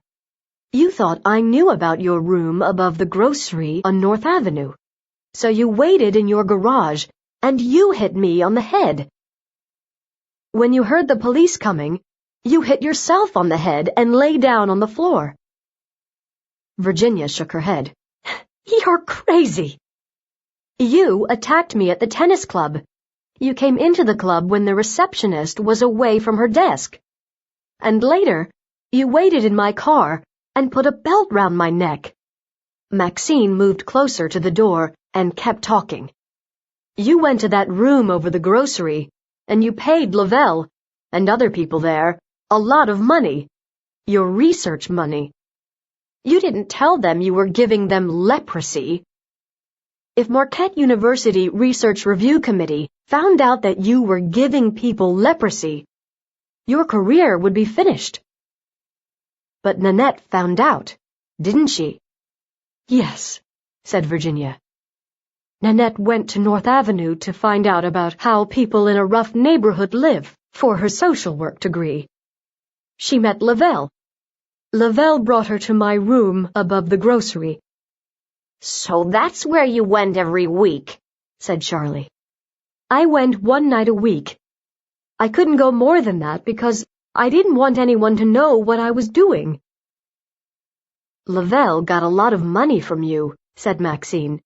"You paid her to get leprosy. That was why she had white spots on her arm. First, you gave her an injection to get leprosy. Then, you tested her blood to make sure she had it. Then you paid her to take your new drug, a pill, to see if it cured the leprosy. That's right. There were 25 other women. They had to take one pill each week. Then I gave them a blood test. Lavelle brought Nanette one night, right? Maxine asked. Yes. Nanette walked into my room over the grocery. She was wearing that black leather skirt and that red wig. Nanette thought I didn't recognize her, but I did, said Virginia. She kept pointing the gun at Maxine. Maxine kept talking, so that Virginia would not see that Grabowski was getting closer to her. Nanette didn't yet know what you were doing in the room on North Avenue. So Nanette came here, to your lab at Marquette, to find out. Didn't she? Maxine asked. Yes. Nanette came here several times, Virginia replied. She asked me about leprosy and about my research. She came when I wasn't here, and she asked Charlie a lot of questions about my research. Charlie thought she liked him. He told me that she asked about my research. At the last party at her house, she kept asking me how I knew whether my new drug worked. When did Nanette figure out what you were doing? Maxine asked. The night she died, Virginia replied. She came to 24th Street and North Avenue, wearing that red wig. She came into my room over the grocery. She said she was Lavelle's neighbor. She told me she had got an injection from me the week before, and that she now needed the pill. She probably thought she could hide the pill and find out what it was later. But I pretended I didn't know her, and I made her take the pill while I watched, just like I did with the other women. But her pill had tetrodotoxin in it. So you killed her? Maxine said. Yes, Virginia went on. Before you left Marquette, I stole a few drops of your solution and put drops of water in their place. I was worried that Charlie knew that I was experimenting on humans. I thought I might have to give him the poison. Charlie had searched my desk and kept trying to find out what I was doing. Why did Nanette swallow the poisoned pill? Why not? It looked like the pills I had given everyone. Nothing bad happened to them. Maybe she thought one pill wouldn't harm her. I think she planned to come back another night with Hank and show him what I was doing. But it was too late, said Maxine. Nanette only had a short time to live. Grabowski was now close to Virginia. He grabbed the gun. You're under arrest for the murder of Nanette Meyer. You have the right to remain silent. Chapter 18. Postmortem. Maxine, Grabowski, Shirley, Karina, and Charlie were sitting in a restaurant near Mercy Hospital having lunch. When did you know that Virginia was the murderer? Asked Karina. I made the connection when I was sitting in the hospital, thinking about all the people in this case, said Maxine. The last clue was the phone number that I got when I called the woman I had met on the street by the grocery at 24th and North Avenue. Whose phone number was it? Asked Shirley. It was the number of the lab that Charlie and Virginia shared. As soon as I saw the number, I knew either Virginia or Charlie had killed Nanette. Then Karina called. I knew then that Virginia poisoned Nanette. How? Asked Shirley. When I heard Karina's voice, I suddenly saw the connection between Virginia, Nanette, and the room over the grocery. The connection was leprosy. How did you know that? Asked Shirley. A week before, Lavelle had come into the ER. I saw the marks of leprosy on her arms. I didn't know that Lavelle had leprosy then. But when Karina called me in the hospital, I remembered that a month before, she had told me that one of her patients in the North Avenue clinic had leprosy. I remembered the white spots I saw on Lavelle's arms. And I remembered that Virginia was doing experiments with leprosy drugs. So, when Karina called me in the hospital, I asked her if she had seen any more cases of leprosy. When she said yes, I was sure that Virginia was using that room over the grocery on North Avenue. She gave people leprosy, and then she gave them her drug. The drug did work, but some of the women didn't come back to take all the medicine. Virginia had to tell them a phone number to call in case they got leprosy and got sick. But the women didn't know the signs of leprosy. Karina did. Charlie added, Virginia couldn't give them her own office or home phone because someone might have found out her secret. So she gave them the lab number and told them to call at certain times when she knew she'd be there to answer the phone. So that's the end of Virginia's career, said Karina. And what about yours, Maxine?